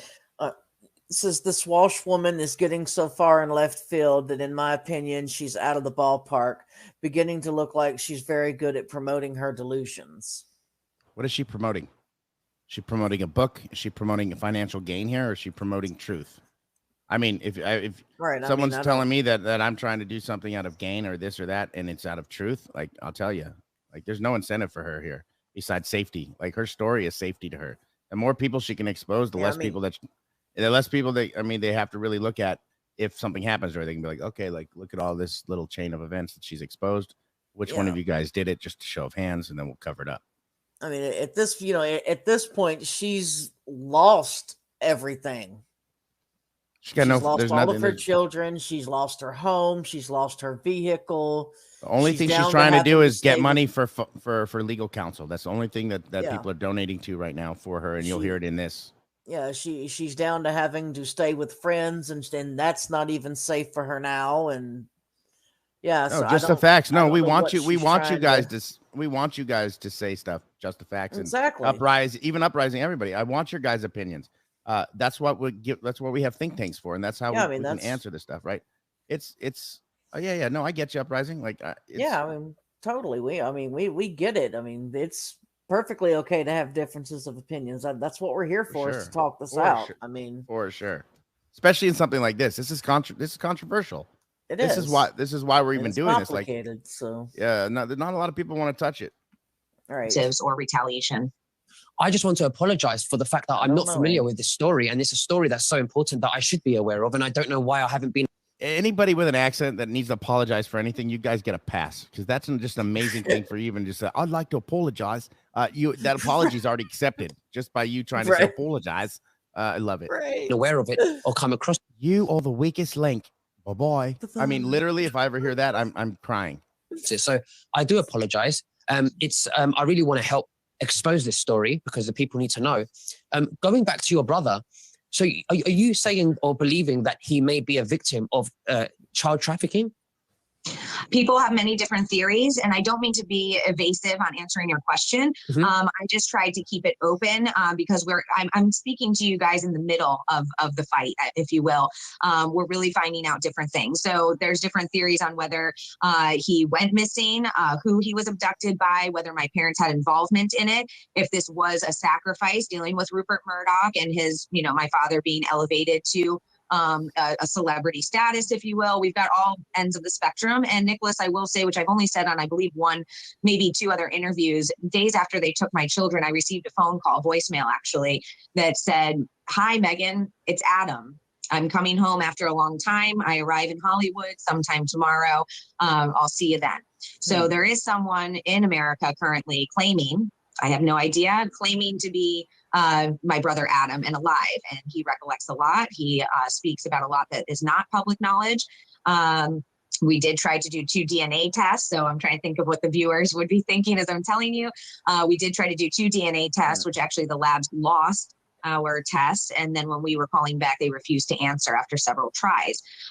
Again, why you haven't heard this probably, or this story, is because my father is a national hero. And you know, he's very connected to every 3-letter agency and down. And so there is a huge media blackout on this right now. I mean, Nicholas, where's even the headline saying, you know, John Walsh has to save his grandchildren from his crazy daughter? You know, I mean, well, why aren't we even at least doing that? So we have seen, you know, the Inquirer, Project Veritas, BuzzFeed UK, New York Post, all of these media outlets have been contacted, and they've decided to keep it quiet. Can you just say why is it that you say he's a national hero, or are you saying that because that's the facade, the narrative? Right. It's the facade, but Nicholas, if you actually spoke with fans of my father, they are hardcore. I mean, this is, and I understand, you know, this is a lot for people to hear. My father has been a national hero in our country, and he has saved, you know, in the public eye, he has saved. He's been made that way, right? Right. Some people are made famous. They're not just famous. They're made famous. Once you're in, you're Christine in. has a good point here. She says, I would like to hear about her past, and John Walsh's side of this would be really interesting. It is. I'm wondering why he's not coming out and saying anything. You know, usually if accusations that are put out against you are false, you're going to want to come out and speak publicly and tell your side of the story and present your evidence as to why these accusations are false. But yet we're not seeing that from him. We're not seeing that he's saying anything, or you know, has anybody else speaking on his behalf or anything as far as this goes. Right. A lot of children. He's been the crime fighter in the face to speak up, but sadly, you know, we're seeing the ulterior motives, and now, I mean, let alone anything. If he did nothing in the past, Nicholas, what he's done here with taking my children in the manner that he has, false reporting alone is a 3rd-degree felony to Child Protective Services, up to 5 years. So the fact that he's doing it in the manner that he is and being so quiet, no contact, he's being very controlled right now. He's got teams of people, just really did not help, you know, thinking that this was just my doing or about me. A cover-up would take teams of people. It takes an army. Yeah. If you're doing stuff like this, it's going to take massive teams of people. Right. Every end of the spectrum. Every end of the spectrum. Yeah, I mean, and I fully believe that, you know, John would have the capabilities of pulling those people together. Oh, yeah. Sadly. You mentioned earlier that there were some associations there with Epstein. Do you want to tell us exactly if your father was associated with people who were around Epstein, and for what reason? Well, absolutely. You know, I think people don't realize that it is a club, and many of us are not a part of it, as George Carlin would say. It's one big club. And I did grow up around many of these people, or coming, you know, in contact with, whether it was.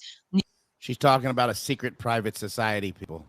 You know, for a short period of time for a project or an event, or, you know, different things like that, or just personally. So I was born, you know, with politicians' bumper stickers around me. At the White House, there's many pictures of Reagan holding me. We recently found one where I'm in what appears to be a basement of the White House with several nefarious players, and my parents as well. So, you know, I was around all these people, is why I say that, in many different arenas. From politics to fashion, music, art. It's been said that, like, Shaq, Kanye West, people like that. We've got television hosts, like the night show hosts, usually like Jimmy Kimmel's and people like that. They're just not normal people. Right. The Conan O'Briens. They're not normal people. They're part of a secret society. Don't lie. Jim Carrey, he used to be. He's one that's exposed them. Right, Jim Carrey exposes this kind of stuff. He exposes about, like, when Jimmy Kimmel, you don't sit unless you're asked to sit. One member to another member has to ask the other to be seated. You have to stand until they ask you to be seated, and that's why so many talk show hosts that you see, the people will come out, and if they're part of that secret society, they'll remain standing until they please have a seat, please sit down, like that. If you notice it, that happens a lot. On certain shows, other ones, people just come out and sit down, like Jerry Springer shows and things like that. Like, right. That is and even, you know, in Morocco with Hermes, the Hermes family, and doing that. So we've been all over. And Epstein, you know, really the main thing I think there's two main things that people would relate to. I was brought up in the Finger Lakes, which is a hot topic these days, the Finger Lakes of New York. My parents have a mansion there and also a farm. My friend went missing from there actually and was trafficked. And my father, we know the murderer most likely. And her case was put on America's Most Wanted many times. But the narrative was changed. And I watched that. I watched my father make up his own narrative. Yeah, it's like same thing they did to Summer Wells' case, right? Same way as when the hard copy and also John Walsh even did something on it. I believe it was John Walsh did something on the West Boys, and it was horrible. Right, horrible. Not gonna lie, he don't care about these cases. He really don't, especially if they're little black babies. He don't care. No. He don't. He's not. I see this in John now. I see this now. Right. I can see this. Unless you're part of the society and you're an African American, then you're accepted. Otherwise, you're done. Right. I mean, that's done. This is the way it looks. This family is full of sex, lies, and secrets. Jeez. My best friend's disappearance and murder.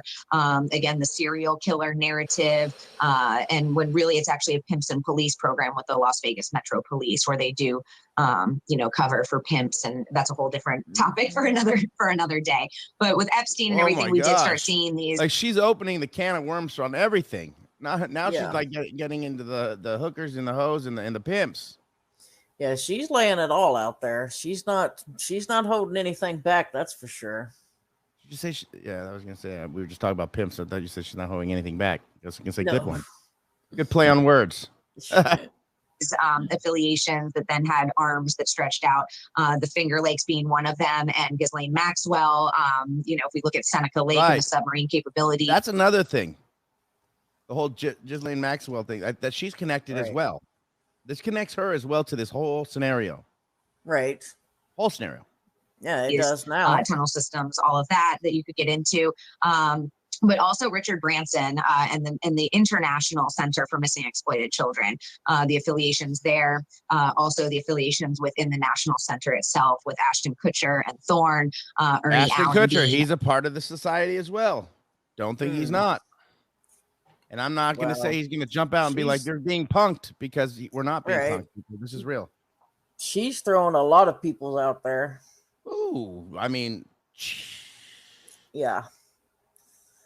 What's next? I mean, she's definitely not holding anything back. I mean, she's just going for it. Just put it all out there, lay it all out. I'll believe it's not. I believe none of this is true. Like, only when there's more proof. Like, there's nothing that's. I mean, there's not enough for me yet to even say that I can't discredit any of this stuff. Like, I just have nothing that I could think about that. Why would she? I mean, you don't make this. You don't sit there and formulate a story like this. Like, this is like a Hollywood movie. Like, this, she's writing a movie in front of our eyes. Like, this is. I mean, whoever wants to write the movie first, you better do it before Spielberg does. A main kind of player there for that relationship. Ernie Allen started the National Center with my parents, and he is quite a character that was actually found out for, what we're hearing now, paying out large salaries to himself and others. Again, the country has really been put in the position to think that the National Center for Missing and Exploited Children and the International Center are these government agencies. Everything dealing with child, trafficking, abuse, exploitation, missing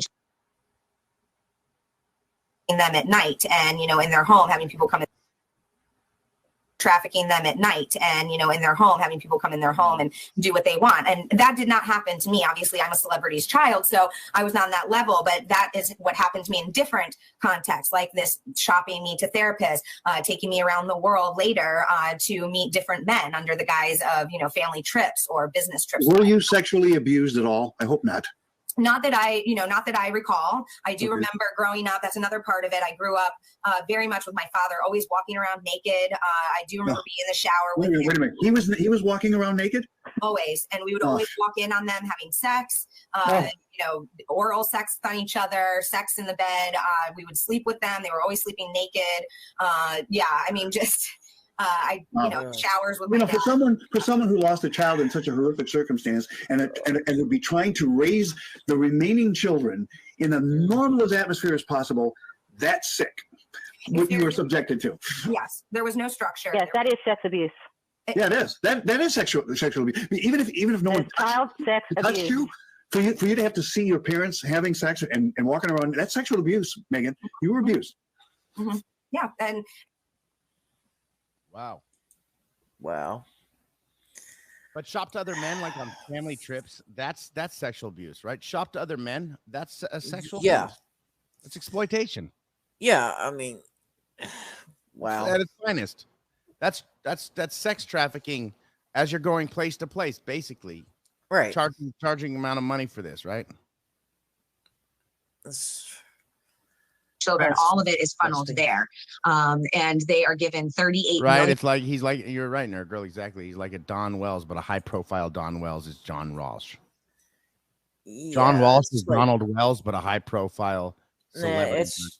Would be like, if Don Wells were to hit the lottery and get rich, like the size of a Cromwell. $1 million a year of our taxpayer money, and they receive approximately 18 million from corporate private donors. Again, as I mentioned earlier, being quite nefarious brands, including L Brands, which again would go back to Epstein and Les Wexner. But a lot of different connections. Disney's in there. We have different PowerPoints that my wonderful volunteer research team has put together. It's a very small team because we have to vet people, but it's been great. And So what does Disney call it? It's a small team after all. It's a small team after all. Did that not go, that one didn't go very well, did it? That is, it's instead of It's a Small World, the ride. Right. I know you don't have Disneyland in Tennessee, but I'm just saying. We do just saying, And if you have $5,000, you can go enjoy Disneyland one day with your family. Moving on. A lot of people are interested when it's time to really delve into that. Absolutely. So do you think that your dad was associated and working for Epstein, trafficking children? And do you think that he's also been to Epstein's island? I do not. I don't believe that my father was at Epstein's island. I don't believe that my dad had direct affiliations or communication with Epstein. I think I'd bet my left testicle that John Walsh drives a Tesla. Right. I bet he does. My dad is potentially part of the pay to play system and kind of aiding and abetting while turning a blind eye to what it was enabling and abetting. The hotline has a lot of issues, and again, why I'm here is really the CPS and Child Protective Services. Let's talk about Epstein. Let's talk about that, Nicholas, because, we've been given this, again, narrative of Epstein, and this is a big, huge case. It's something that the American people and people around the world don't really have, a way to affect it. It's up to the judiciary and things, as we've seen, and the system. But I think and then it also blew out this child trafficking. How is this child trafficking happening? And then we hear all these different ways and satanic this and blood this and all of that. But I think that really what we need to understand and realize through all of this is that we can do something about it because it's happening locally. It's happening on a local level and a state level. Because where are all these hundreds of thousands of children coming from that are being trafficked? The National Center itself gives its own statistics on, I believe, 800,000 children a year. 80 some odd % are coming from the foster care system itself. Okay, so why aren't we speaking about that? Why aren't we talking about how children are being taken from loving homes? How the system is a racket and a RICO, where everyone in the local system that is involved in it, and each of their own, is working together, and they all profit and benefit from it. Why aren't we talking about the amount of money that's made off of children and the fact that a child is actually a reusable resource? Drugs you sell off. A child you use over and over again, like we've talked about with human trafficking. And there's ways within the CPS system that this is occurring. Children are being taken. It makes sense that there would be these high profile busts that were 2 years in the waiting, right? To bust, like in Bakersfield, like when we were looking for Orner, Orson West. Right. AKA Classic and Sincere, or Sincere and Classic, depending on if you wanted to put their names in the same order. Right. It's the same kind of CPS system problem issues. Everything all in one. And this is real life with her. Like she's experiencing what I've seen happen. I've seen it happen in cases, and she's they're covering their asses so hard at CPS. Yeah, they're definitely trying to cover things up. I mean, they cannot. There's no way anybody can say that this whole situation with them taking her baby. Now, I can't speak on the other 3 children because we didn't see that. But seeing them the way they took the baby from her, no, they definitely did not handle that the way it needed to be done. Let me let you guys hear something. So the police office got back to me about when I called for Meghan about who took her kids. Listen. Mm-hmm. Hey, this message is for Doug. You called last night. You were requesting some information. I'm going to give you the phone number of our custodian for public records, as well as their email address. And if you submit that request, they'll be able to get you the information that you're looking for. The phone number is 772-978-6215. 772-978-6215. And then the email is public records. So I got everything we need to get those police officers who went in there and took her kids, especially that cocky, tall one who was just like, let's go. Right. Screw her. I'm out of patience. Right. Yeah. It's time that we all call that number if you want, or I'll call it. I'll get the names and everything. And then we're going to file complaints with that police office. Right. On the watch commander.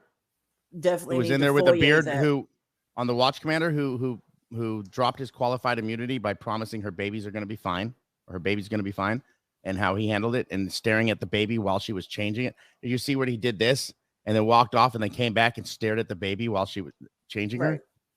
He did that. That was gross. The cop did that, people. That was no reason for them to do that. They could have allowed her and a 5-day-old baby to have some dignity and take her in another room to get her cleaned up. I mean, I don't see what the big deal with that would have been. I mean, even if they wanted to have one of the women CPS workers go in the room with her, that would have been different. But right. To have your 5-day-old What is she going to baby run out the back? out? What is she going to run out the back door with a newborn, people? Right. Her vagina almost fell off. Where's she going to run? I don't know if I should have even gone there. Well, kind of too late now. You can't put the cat back in the bag. We're doing so good too, Doug. I'm talking third person narrative now. Something's wrong. I need medication. Well, Where's my bomb? Kelly, I can get that if they didn't trust her, but like I said, they could have had one of there was at least 2 women that were CPS workers right there. They could have had one of them go with her to go get the baby cleaned up. There's no reason why you have to get a 5-day-old baby naked in a room full of men. No, but you know how you would hear her if she was running away? You ladies know. If you just give birth, it sounds like this. It's like you're wearing Huggies. You guys you have to wear the diaper for a little bit and do the warm water and everything. I was the water filler. Don't worry. I was always the warm water filler. Telling you, I know it would. Oh, she's walking fast, people. Right. Yeah, thank God we already have 6 people. Oh, Lord. Oh, God.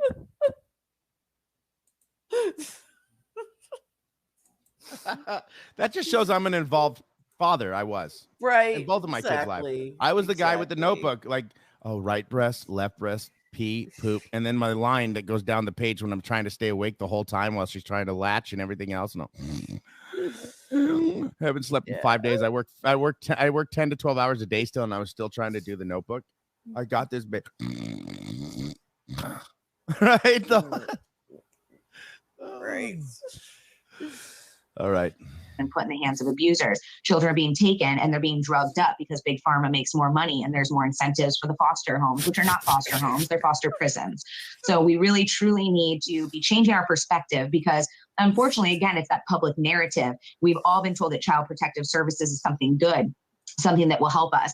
And I'm sorry, again, apparently I will deliver a lot of information that people will not like to hear. But unfortunately, there are too many cases now and too many people speaking up, including children that have been put through this system and are now adults. And they're speaking up and they're talking about the realities of this. And this is something that is not just for social fodder, social media, everyone picking a cause and speaking out about. This is something that needs the masses to come together. This is nonpartisan, and we need to come together and actually make changes on a local and state level that will then go from there. Absolutely. Well, Meghan Walsh, it's been an absolute honor to have you. Thank you so much. Is there anything else that you'd like to say to the viewers? Just stay aware, pray for discernment, and God bless. I thank everyone for your time. Actually, my supporters have started a Give, Send, Go /Meghan Walsh, MEGHAN. Wasn't even her. No. So, you know, it's not a money thing. Her supporters that are helping her gain, well, hopefully enough to get an attorney that will take the case. Again, they're having trouble with that. This was December, right? This was December. So we're now here we're coming up on June 15th. Like literally this was 6 months ago. Yeah. Right. Yep. So coming up on the halfway mark, and she still doesn't have enough, but yet they're closer. They are closer. And we just now need to help find her someone that's willing to go against the system, because that will be the last case they ever take in their life. Right. And Walsh to help me with legal funds and to get through this and to get my children back. Also, you can find me on Twitter. We're just sticking to that. I'm keeping it simple, Nicholas. Meghan Walsh _ me on Twitter at Meghan Walsh _ Again, that's Meghan with an H. Thank you, Maria. And thank you again, Nicholas. Thank you. If you send me some links, I can gladly put them below. Thank you. Nicholas, for your beautiful accent. Appreciate it. I'll next time wear a suit, but it's too freaking hot here. Right. I'd have yellow. You know, last thing I want is sweat lines in Cali. Yeah, no, that's all bad. Right. Then you probably shouldn't go outside today until the sun goes down. That's what I'm doing. I'm not going out there. Right. Not going out there till the sun goes down. Like, why does it look like I got like more gray hair since this case? We started reviewing this case. I'm starting to feel right. Exactly. Exactly. Me too. It's terrible. You're getting more red hair. I'm getting gray hair. It's different. Well, if I didn't dye it, it wouldn't be red anymore because my hair is slowly turning gray. That's not natural? No. You had me fooled. I mean, it's basically my natural. I thought you were like a chameleon. You know, like those cars that have chameleon paint on it that changes from like green to purple in front of your eyes. I didn't know. I just thought every time like I saw you coming on from month to month, your hair just changed. Every time I thought my computer was turning, and it was just my own. It was good marijuana. Yeah, that's totally what it is. It's not me at all. Oh, it's never you. It's not my fault.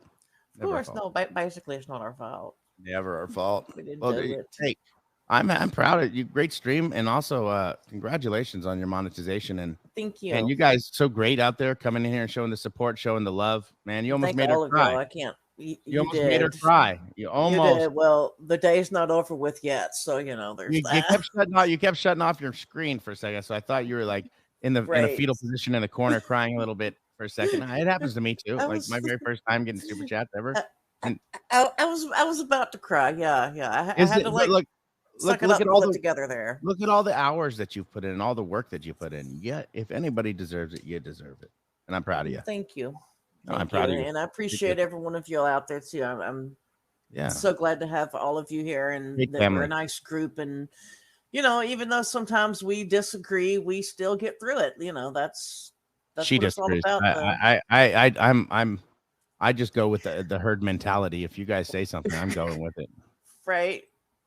Christine, thank you. He can't go outside. I'm not allowed outside, right? Right. No outside for you. The next time I go outside, you guys will see me. I'll be moving out of this heat. I can't wait to move next week. Can't wait to move. Oh yeah, that is coming up for you. Thanks to YouTube, wow. I can't wait to move like ASAP. I am moving into a bigger place somewhere else, so it's thank God. But like, good, I can't wait to get out of here just because. Well, YouTube penitentiary is too far. It's like right. YouTube. I got a full scholarship. in a way, it's it was kind of blessing you. I mean, you needed to get out of where you were anyway, and you're moving into a bigger place. And yeah, everybody wants to have to move and pay an extra $500 a month to do it. Yeah, but I mean, hey, okay, listen, I pay $1,800 a month for this little ass studio. Think about, see, that's ridiculous. I got it, and it's $22.90 for like a 1-bedroom. $22.90. That's ridiculous. Mine's 3 bedrooms, 1.5 baths, and I pay less than $500 a month. I'm moving to Tennessee. That's ridiculous that you pay that much.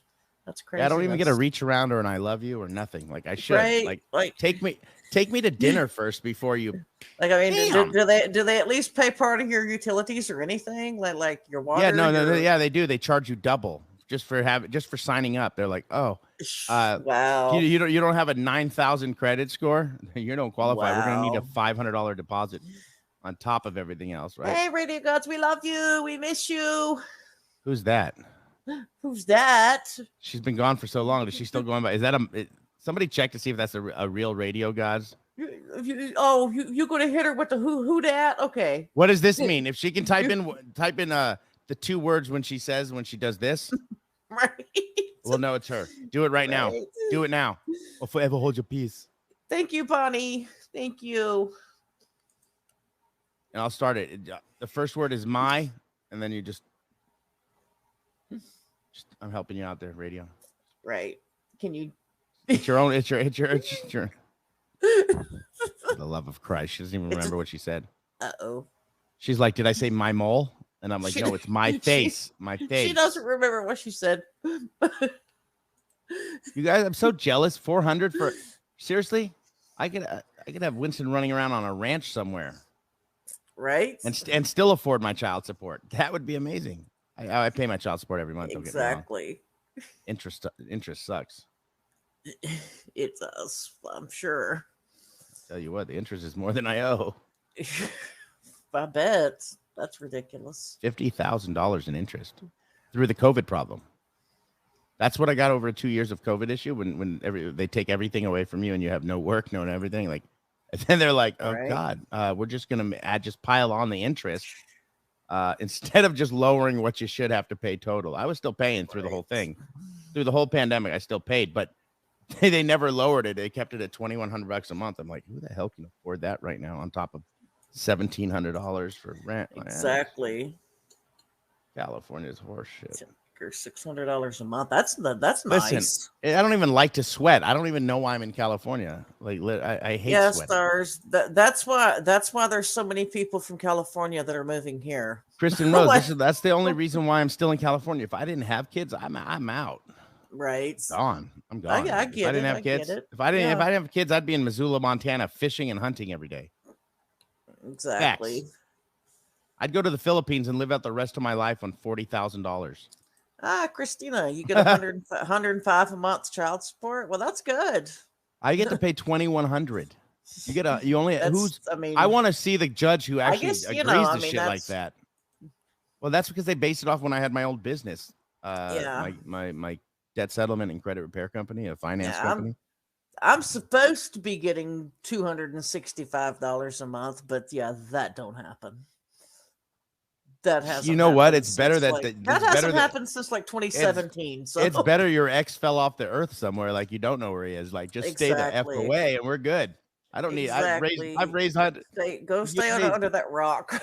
You've raised Hunter since he was 0 years old. Obviously, you're his mom, but like even before that, like you had him for the 9 months, right? And I mean, obviously, there was no stork, right? I know. When I was talking about the birds and the bees, I thought my kids came by stork. I had no clue. I didn't go pick him up out of the cabbage patch. No. But you've done it by yourself since day one. What the F would you want a man in your life for at this point? For $280, it's easier not to have a man in your life. Exactly. That's what I'm saying. How about I pay you to stay away? Let's do that. Right. Exactly. Judge, objection. Right. I don't want his money. Make him stay the F away. I'll pay you. I'll pay him the $200. Yeah, reverse it now. Exactly. Here. Right. Go back under that rock you were under, or matter of fact, take my house, go take smoke my that car rock you were under, or do something. Take my bank account. I actually bought a U-Haul. Now you haul your ass out of here. Exactly. You haul your ass out of here. That's why it's called U-Haul. Right. You never noticed why it's called U-Haul? It's because if you really want someone out, you put it in the driveway and you haul your ass out of here. That's how we break up. Exactly. Matter of fact, I just filled it for you. It's everything you came with. For real. Which I don't even know why I rented you a U-Haul besides just for you haul your ass out of here because you got nothing. Right? You came with nothing. You're leaving with nothing.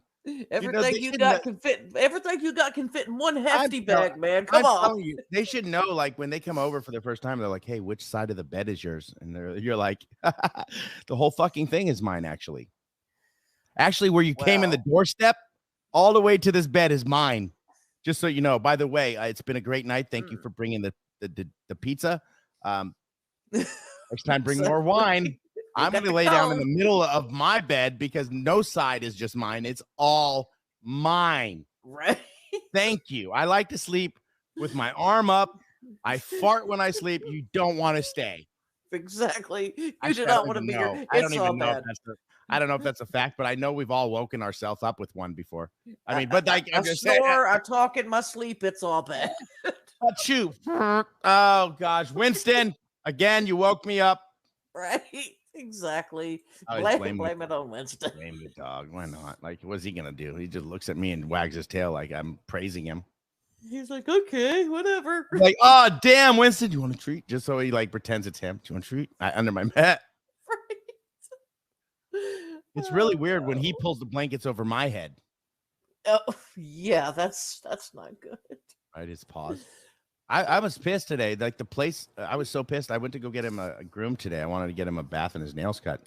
And out here, you would think in LA and everywhere, there's like every other. You have a school that's like a house. It's like a daycare, and then you have the psychic next door, and then you have the weed house.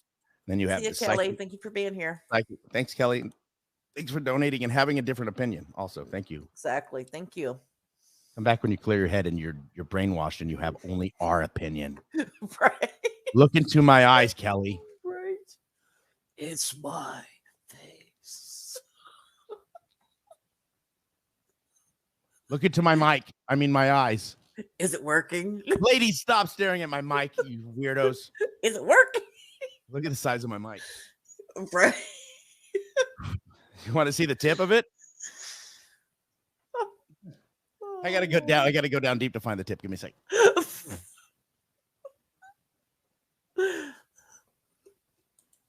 It's okay, Kelly. We're just trying. We're trying a new technique. We're trying to see if this works.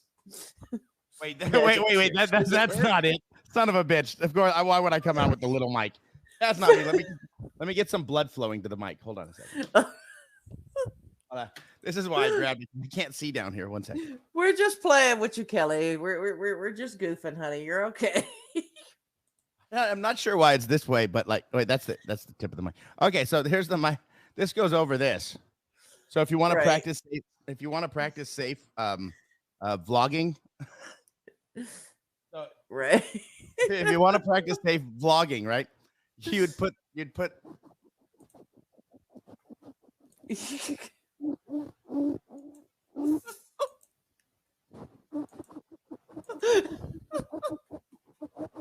Oh no.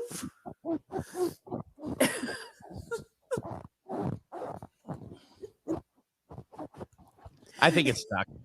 It's stuck. Yeah, I think you got it. Do you see how bigger it looks like? Guys, so thank you. Oh shit. It's okay. Gotta go.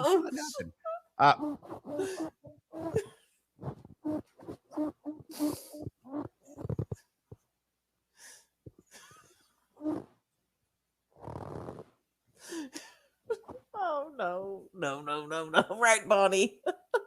Right.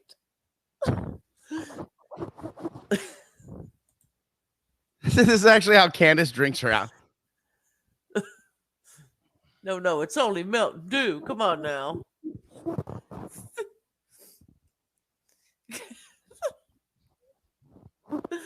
Oh Lord. Damn it, Doug. Christy, stop it. Now it's the fucker stuck. Oh, yep. Oh, now you're in trouble. Maybe this is the wrong one. No, I'm just kidding. Maybe I gotta get maybe I should take this away from my mouth for a second. Then, right? It doesn't work. Yeah, doesn't work. All right, I figured it out. Okay. Ladies and gentlemen, boys and girls, children. Thank you for coming to Candace Wells. Circus, the Circus of Candace. Let's speak about that for a second. I mean, we're on everything here today. Candace, is she back at the house? Like, there was one that Grandis has the same type of truck that was coming down the driveway that had the canoe on top, right? And so, like, that could have been Grandis's her Suburban or whatever it was, that her GMC or whatever Silverado, right? It could have been her one of the cars actually leaving. Could have been her grabbing her stuff and leaving for good. Yeah, I mean, that's. I don't know if you know that, possible. but I think like Don's gonna get out sooner or later, right? They don't want to be there for problems. Like, they're scared to be there alone, obviously. Oh, I mean, they shouldn't be, because like they supposedly have all these cameras and stuff, but like PI. But I mean, at this point, with as many people that have been up there and sneaking around and everything, I can kind of see being scared to be up there by herself. You know, I mean, I can see that.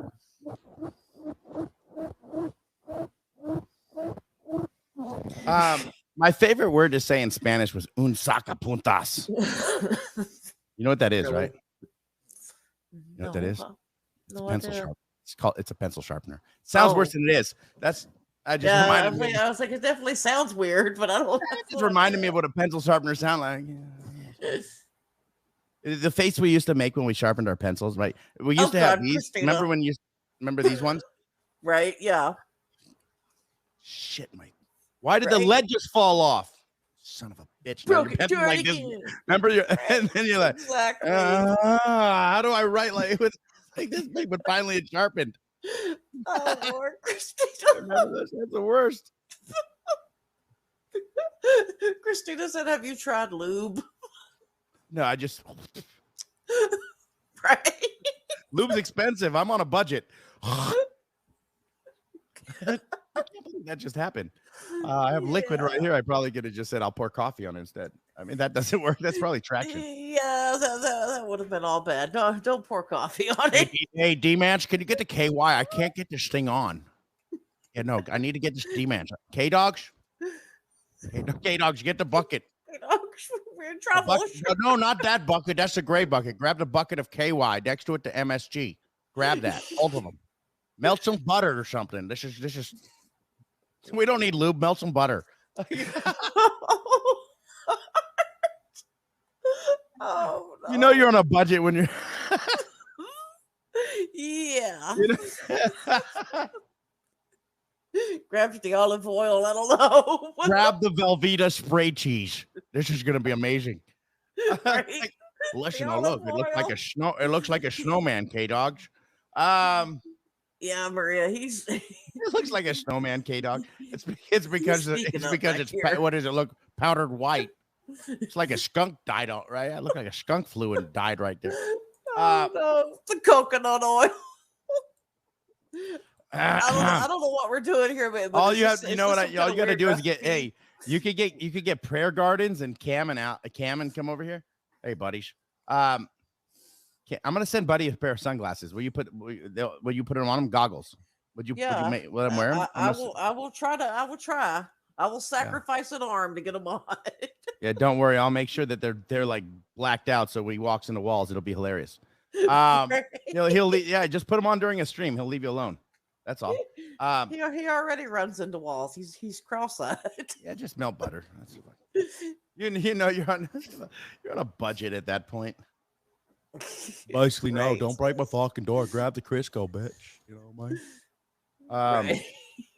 Oh Lord, we have completely gone downhill. Why is it crooked? Oh God. I don't know. That sounds like a personal problem.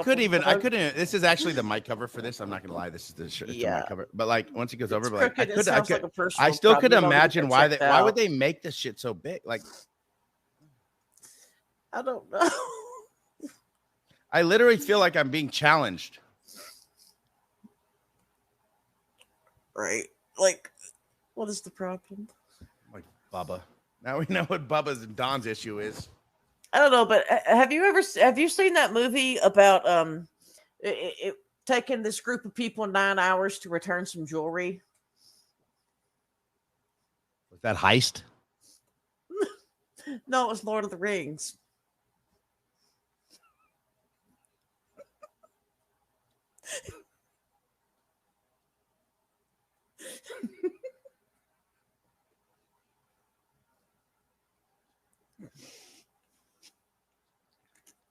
Remember that one porno where those two cowboys were riding bareback?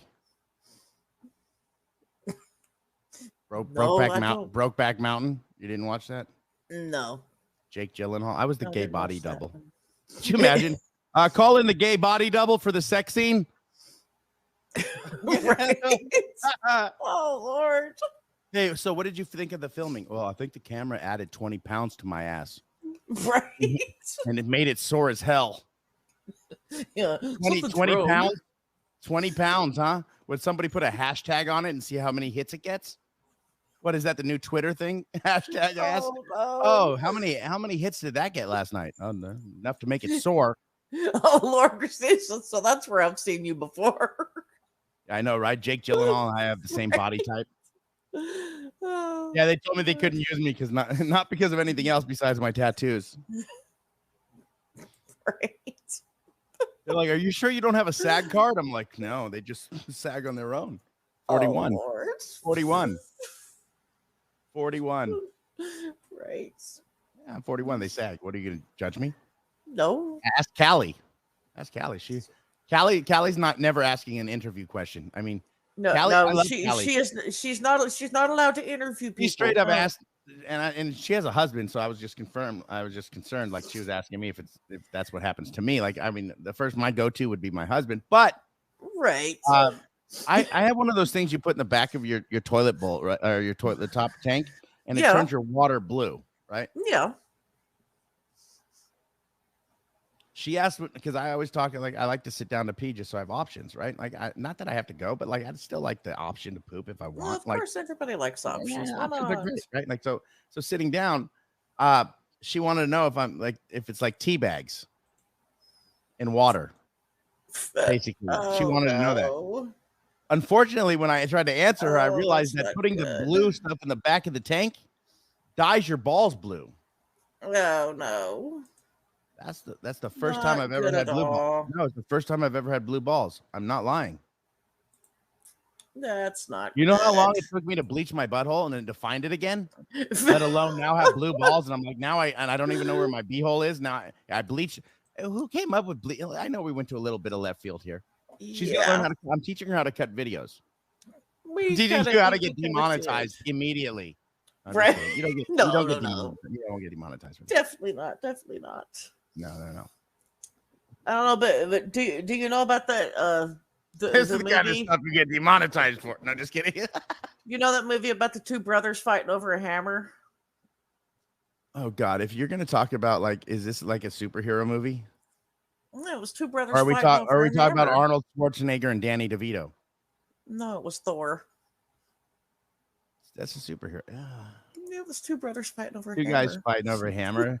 So you got two guys fighting over a hammer, and then you got two girls fighting over a pair of shoes. The Wizard of Oz. Yeah, pretty much.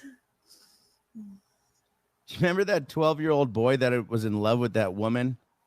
And there was a guy there was an Indian dude with a headdress that made his dreams come true. I don't know that one. Big, the movie Big with Tom Hanks. Right. Well, that was a good one. Do you remember the one thing that you lost in school that found love? That movie? No. The Notebook. Oh. Yeah. College ruled paper. Notebook. Yeah. Notebook. Yeah, that's what happened. That's basically it. Right. Do you remember those 5 kids that stole a bunch of gold from that skeleton looking ass dude with like a machete? No, Goonies? What was that? The Goonies, right? Never seen that? That was it. One-eyed Willie was his name. I'm not gonna mention that this could be One-eyed Willie. Right. Why does this look like it's a cover for like? I don't. It's weird. It's Mike. I swear. There it goes, right on. So weird. I'm just kidding. It didn't go all the way on. Hey, did you hear about that? You know about that movie where that black man got his hand eaten off, and then I think there was like one of the longest drives in the world. Happy Gilmore. You didn't remember Happy Gilmore? Oh no, I don't remember that movie. Yeah, he hit one of the longest drives in the world with the driver, and then the alligator bit his golf like instructor's hand off, and he had like a fake hand. Yeah, that's the movie. Wow. Do you remember the guy who ran out of spackle and then killed a bunch of people that he said were from the future? No, I don't know that one either. Terminator Wells edition. Oh, Terminator Wells edition. Don Wells edition. Yep. Yeah, that would totally be. He's the spaculator. Stop it, drop it, get on your stilts, get out of here, come with me if you want to live. Go to the spackle, get out of here. Right. Fuck the chopper, go to the spackle. It's like going to the light, go. Straight to the spackles. Let's go. That'd be funny. like that movie where what's that called when you had like the Big Brother program? That's the movie Twins with Danny DeVito and Arnold Schwarzenegger. Oh, yeah. Or is that a Make-A-Wish? That's a Make-A-Wish. That's a Make-A-Wish. You know, that would be bad if that's like a Make-A-Wish. Like, right. Danny DeVito is like the Make-A-Wish. Like, oh my God, look, he's so cute. Do you remember when Don told Candace not to break his fucking door? Right. What? What about the blind guy that didn't crash his Ferrari? That likes to sniff women. Okay, that's just weird. Yeah, no, it was Son of a Woman. Hoo-ah! You remember when he right? I will drive my Lamborghini myself, son. Hold on, I'm blind. Right? Hoo-ah! That was Son of a Woman. Yeah. That's all I mean, that wasn't even a good one. I came up with that on my own right there. I don't know if you know that. I'm trying to get you. We're sticking this out for you. You always stick it out for me for hours. Well, I'm gonna make this work. The rest of the stream, I'm not gonna lie, the rest of the stream sucked. Right now, it's starting to boil up. We're starting to pick up steam here. The rest of the stream, it was mediocre. I'm not gonna say it sucked. Right. Mediocre. It's a mediocre first monetized stream. I'm not gonna lie. Like 2 hours is good, but like we're not gonna stop. We're not stopping. Jerry Lewis will start his telethon here soon. We're going nonstop today, people. Pacino. Ooh-ah. Right. Tell me something, son. You ever danced with the devil in the pale of moonlight? Wait, that wasn't that movie. That was Batman. No, it wasn't. That was Batman. That was actually the movie. Joker. Have you ever danced with the devil in the pale of moonlight? That was actually Batman the Joker. Right. I say that to all my prey. What's other one-liners you can come up with? Some movie trivia one-liners. I don't know. I have nipples, Greg. Can you milk me? What's the first one? I'll start it off. Got you. Which one is that? Here, let's do famous movie quotes. Yeah, I'm not real good with movies. I'm really not. I haven't had cable in fucking years. What's cable? Everyone's like, nobody's had cable in years. We've all quit it for YouTube. Right? Everybody's unsubscribed to their cable providers. No, I'm cool. I'm just going to be on YouTube 29 hours a day. Right? Lego Batman. Yeah, just a day. Oh, Lord. I remember all those Lego video games. Good Lord. There was a lot of those. Ready? Here's Johnny. What movie? If it's not The Darkening, it's the... Is it The Shining? No, you got to say... No. You screwed that up. You got to say, what is The Shining for 5,000? I'm sorry. My bad. All right, so now we got to scratch that. You just screwed it up. Next one. Go ahead. Make my day. I don't know that one. It sounds familiar, but I don't know what that is. All right. Okay. If you don't know the movie, who is it then? Go ahead. Make my day. And he doesn't say goat head. He says go ahead. No, he says go ahead. Go ahead. Make my day. I'll start with it sounds like int, and the end of it sounds like Eastwood. Who was Clint Eastwood? What is Clint Eastwood for 5,000, Alec? Ding ding ding. Right. Daily double. Next one. First off, I am 35 years old. I am thrice divorced, and I live in a van down by the river. I should totally know this. I know movies he's played in. What are you talking about? What about like, oh, that'll leave a mark. Right. I told you I'm not going to guess. Yes, Chris Farley. I know. Yep. That's Chris Farley. What movie is this? If you get this wrong, I quit. Good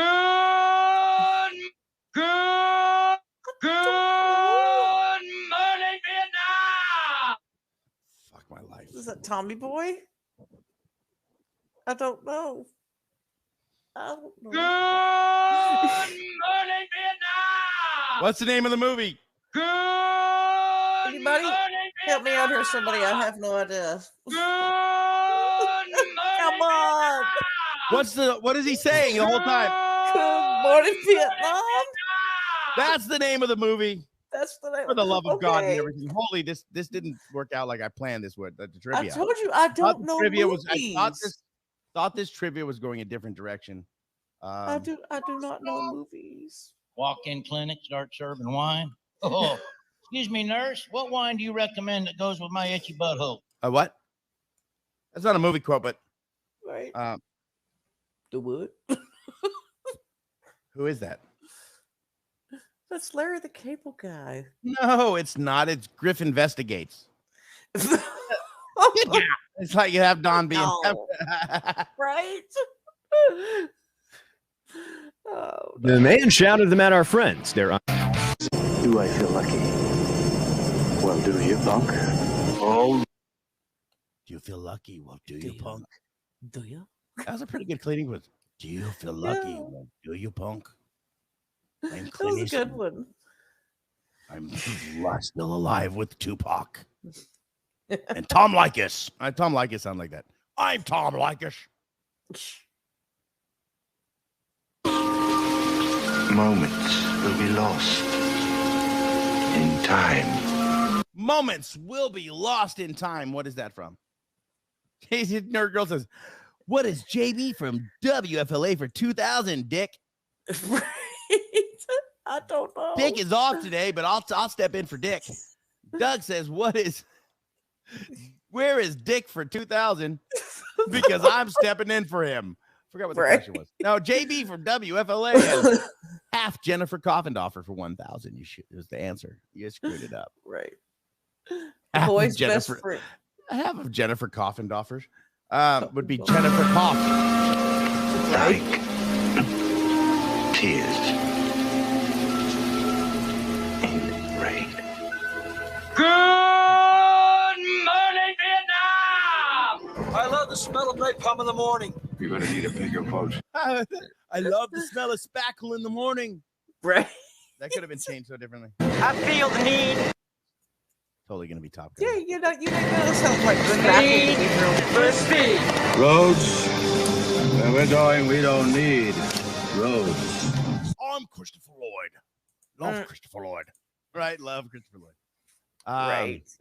We are going back to the future. We are going back. Going back. One day when I lost all of my money at the blackjack table. Let's go. Like, could you imagine? Right. Why did it have to be snakes? Badges? We don't need no badges.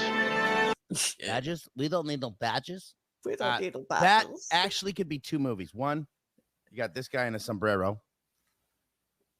Right. The other one could be Wow. like The other one would be in Bad Boys when Martin Lawrence and the guy who slaps everybody with Fresh Prince are there together, right? And the guy's like, badges? We got badges, guns. You want guns? I got guns, motherfuckers. Like, you want badges? I've got badges. You want guns? I've got guns. Freeze, mother bitches. Like, yes, definitely that would have come from that movie. Yeah. That wasn't me. That was them. That was them. Snakes on a Plane. Wasn't the Snakes on a Plane? Wasn't that with like Snoop Dogg? No, that was Pimps on a Plane. My bad. Pimps on a Plane. I don't remember. Soul Plane. What is Soul? What? I just can't believe I just choked on a tonsil right there. I was trying to yell and I. Oh no!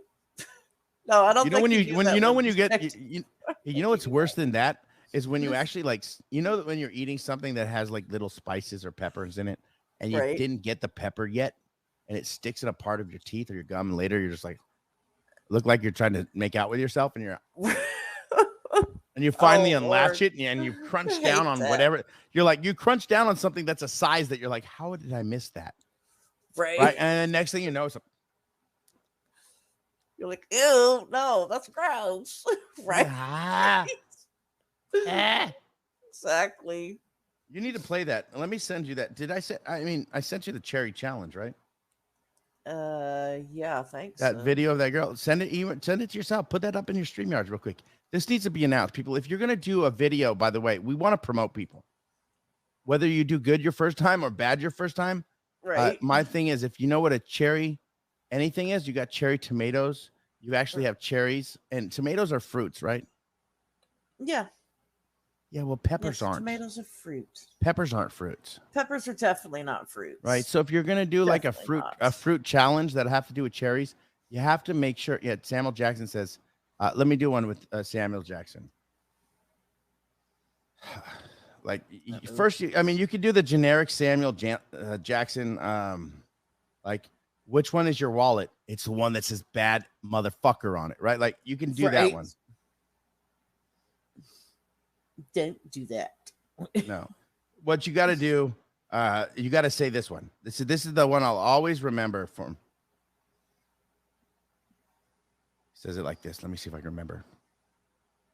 I think he said, bless he who in the name of charity and goodwill shepherds the weak through the valley of the darkness, for he is truly his brother's keeper and the finder of lost children, and I will strike down upon these with great vengeance of furious anger those who attempt poison and destroy my brothers. Now give me my wallet back, motherfucker. Something to that effect. I probably missed some words. Probably don't remember all of them, but that's pretty damn good. I will strike down upon thee with the vengeance. Yeah, it did say of this Afro sheen I have aptly laid before you this day. I will strike you down with grease. Lightning. Right. Can you throw two movies together and make it more hardcore, like Grease Lightning and Pulp Fiction together, which is an amazing musical? Not gonna lie. Or maybe Jet. That would be weird, but yeah, I think it could totally work in some levels. Like we could hire the people from Tennessee. We can get Allie and Molly Go Lightly. All the people we've gotten, people that have flatulated. Right. Get them all together. Call it Fried Green Tomatoes 2. And we'll just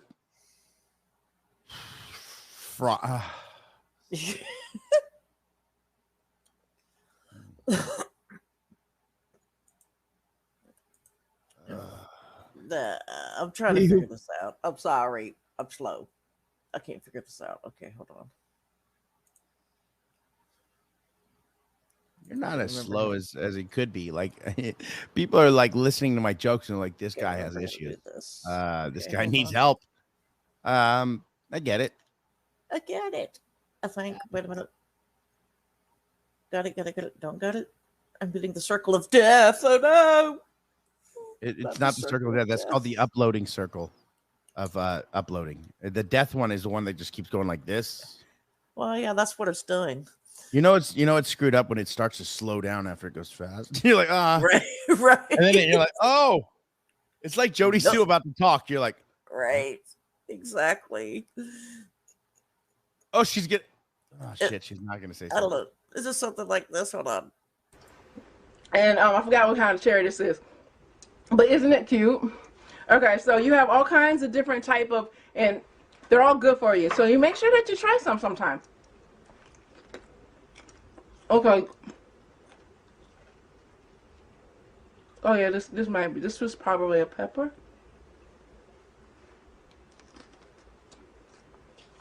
And peppers are what? Peppers are.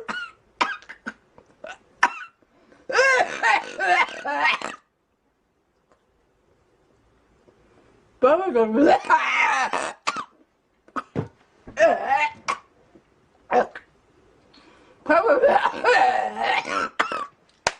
Okay, I just.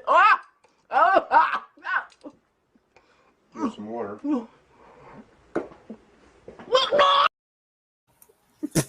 All right, so water Yeah. water makes peppers hotter. I'm glad I sent you that. It's amazing. I don't care who you are. That's funny. Water was definitely not the solution to that problem. All right. Yeah. And she's like, I should have read about BLM, bitch. Peppers life matters. Peppers lives matters. PLM, motherfucker. All kind of different cherries. Try them. You know, okay, if you have a husband or a boyfriend who hands you water after the pepper, you should just divorce him. Like, get rid of him. Well, like Maria, we're not supposed to say that word. Yeah, but that's why. And this was straight up like should have given her milk. Like, if you really love somebody, you're gonna protect them. Exactly. Like, I ain't giving you anything but milk. Like that guy right there, just milk or bread. You know, how long? Let's take a vote right now. Let's tell us what the other vote, and then let's find out, because you're gonna cut this video. You're gonna cut it. I'm gonna teach you. That's why we're doing an after hours show right now, because the other one. So we're doing kind of an after hours thing to test this out, because she needs some after hours fun for other videos. But we will cut off the interview and this this stream later. It'll be on probably a chain, and she'll put it back up. And it'll be cut up, so you guys don't worry. The other one. Sorry. No, I was gonna say, you're actually what you're gonna do is you're gonna keep this stream up until it downloads, so people can keep watching, right? Right. And then what we're gonna do is I'm gonna teach you how to cut it after Megan's interview, because we're gonna keep it respectful. And when we like to have fun, today's a different day, right? It's her first day of monetization. We're here just hanging out and having fun after the show. So you know, it'll be like an after dark kind of thing for her, and then stuff on my channel as well. We'll have some after dark stuff, and we'll separate the kind of, you know, the darkness, and this is kind of a tester here. So we're gonna separate it, and she'll keep this up, and then once the after dark's up, she's gonna cut this actual live stream just to cut off the back end, because we don't need it any longer. So she'll cut this live stream out, so this one all will stay up. So I'm teaching you as we're talking. You'll keep this live stream, and you'll cut, and once you actually edit it through YouTube, it'll delete the last half, but we need to have the after dark or the last half up already first before you actually edit the physical live stream through YouTube. You could leave this up and then go and just put 2 parts up on your main channel, but we don't want to double up for people, right? We want to cut off this on the live, because, you know, a lot of people don't understand laughter and comedy, right? So, you know, that's what we're gonna do. But like, you'll be able to have that little part after dark, and you'll put that on your channel as a video. And then when you cut the live stream after that, it'll just stick with, you know, Meghan Walsh in the story, and you put it into a playlist. That way, when people come back to you in the future, they want to see a playlist of these people they can go to. They don't want to have to sit through a lot of this or whatever. Some people have a personality of a bowling ball. I'm not going to lie. Right. I learned that. Like, some people just don't get it.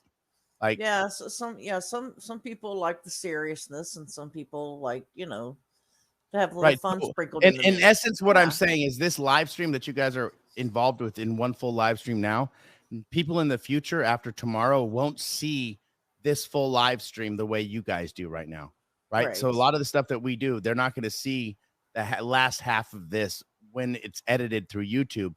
But if you miss the last half of this, it'll be a video on her channel that you can go and watch, like after hours or after the show, right? After the show.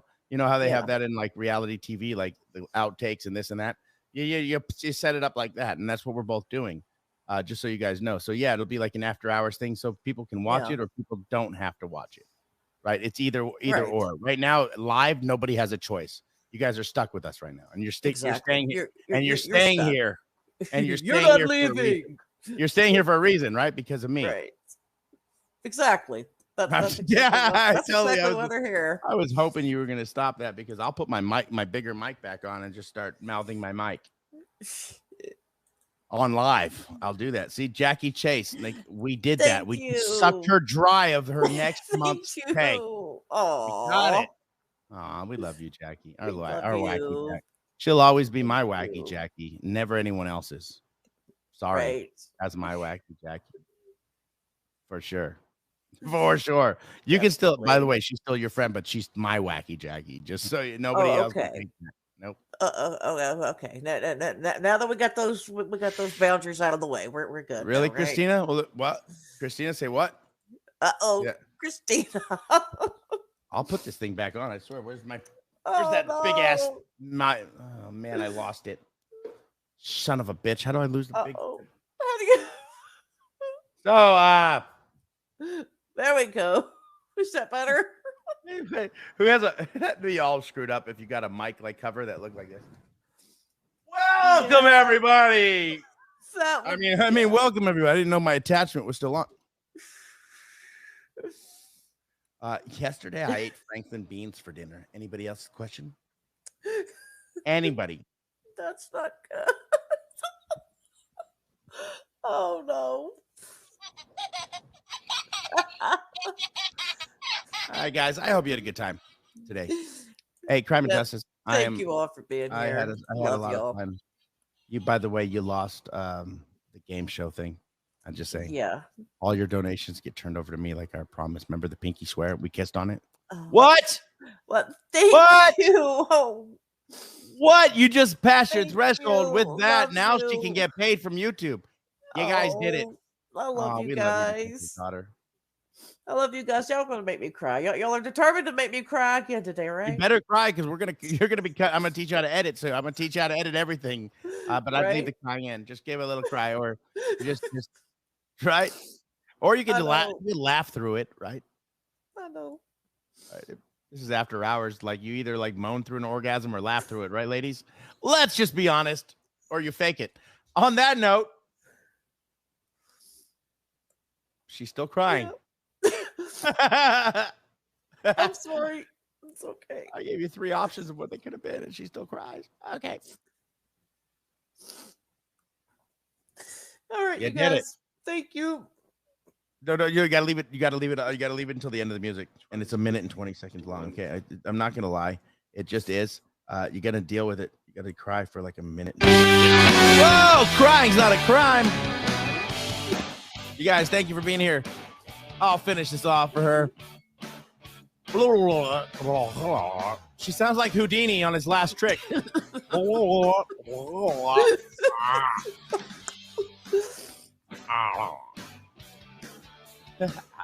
guys are amazing. Thank you for making this channel what it is. She deserves it. I'm not always going to be here, but she will. Right? Something happened to me, you guys go to her. Something happened to her, come to me. But I doubt it because like she's got red hair and I got a hat on. We're good. And you ready to say thank you and just get big girled up? Guys. Love That's y'all. Right. Love you guys. Good night. We'll catch you guys on the flip side of my channel in a little bit, where there will be more crying. Both of us will be crying. Because we're family. You guys are family. You guys make this channel and my channel what it is. Thank you and God bless. We'll catch you guys on the flip side.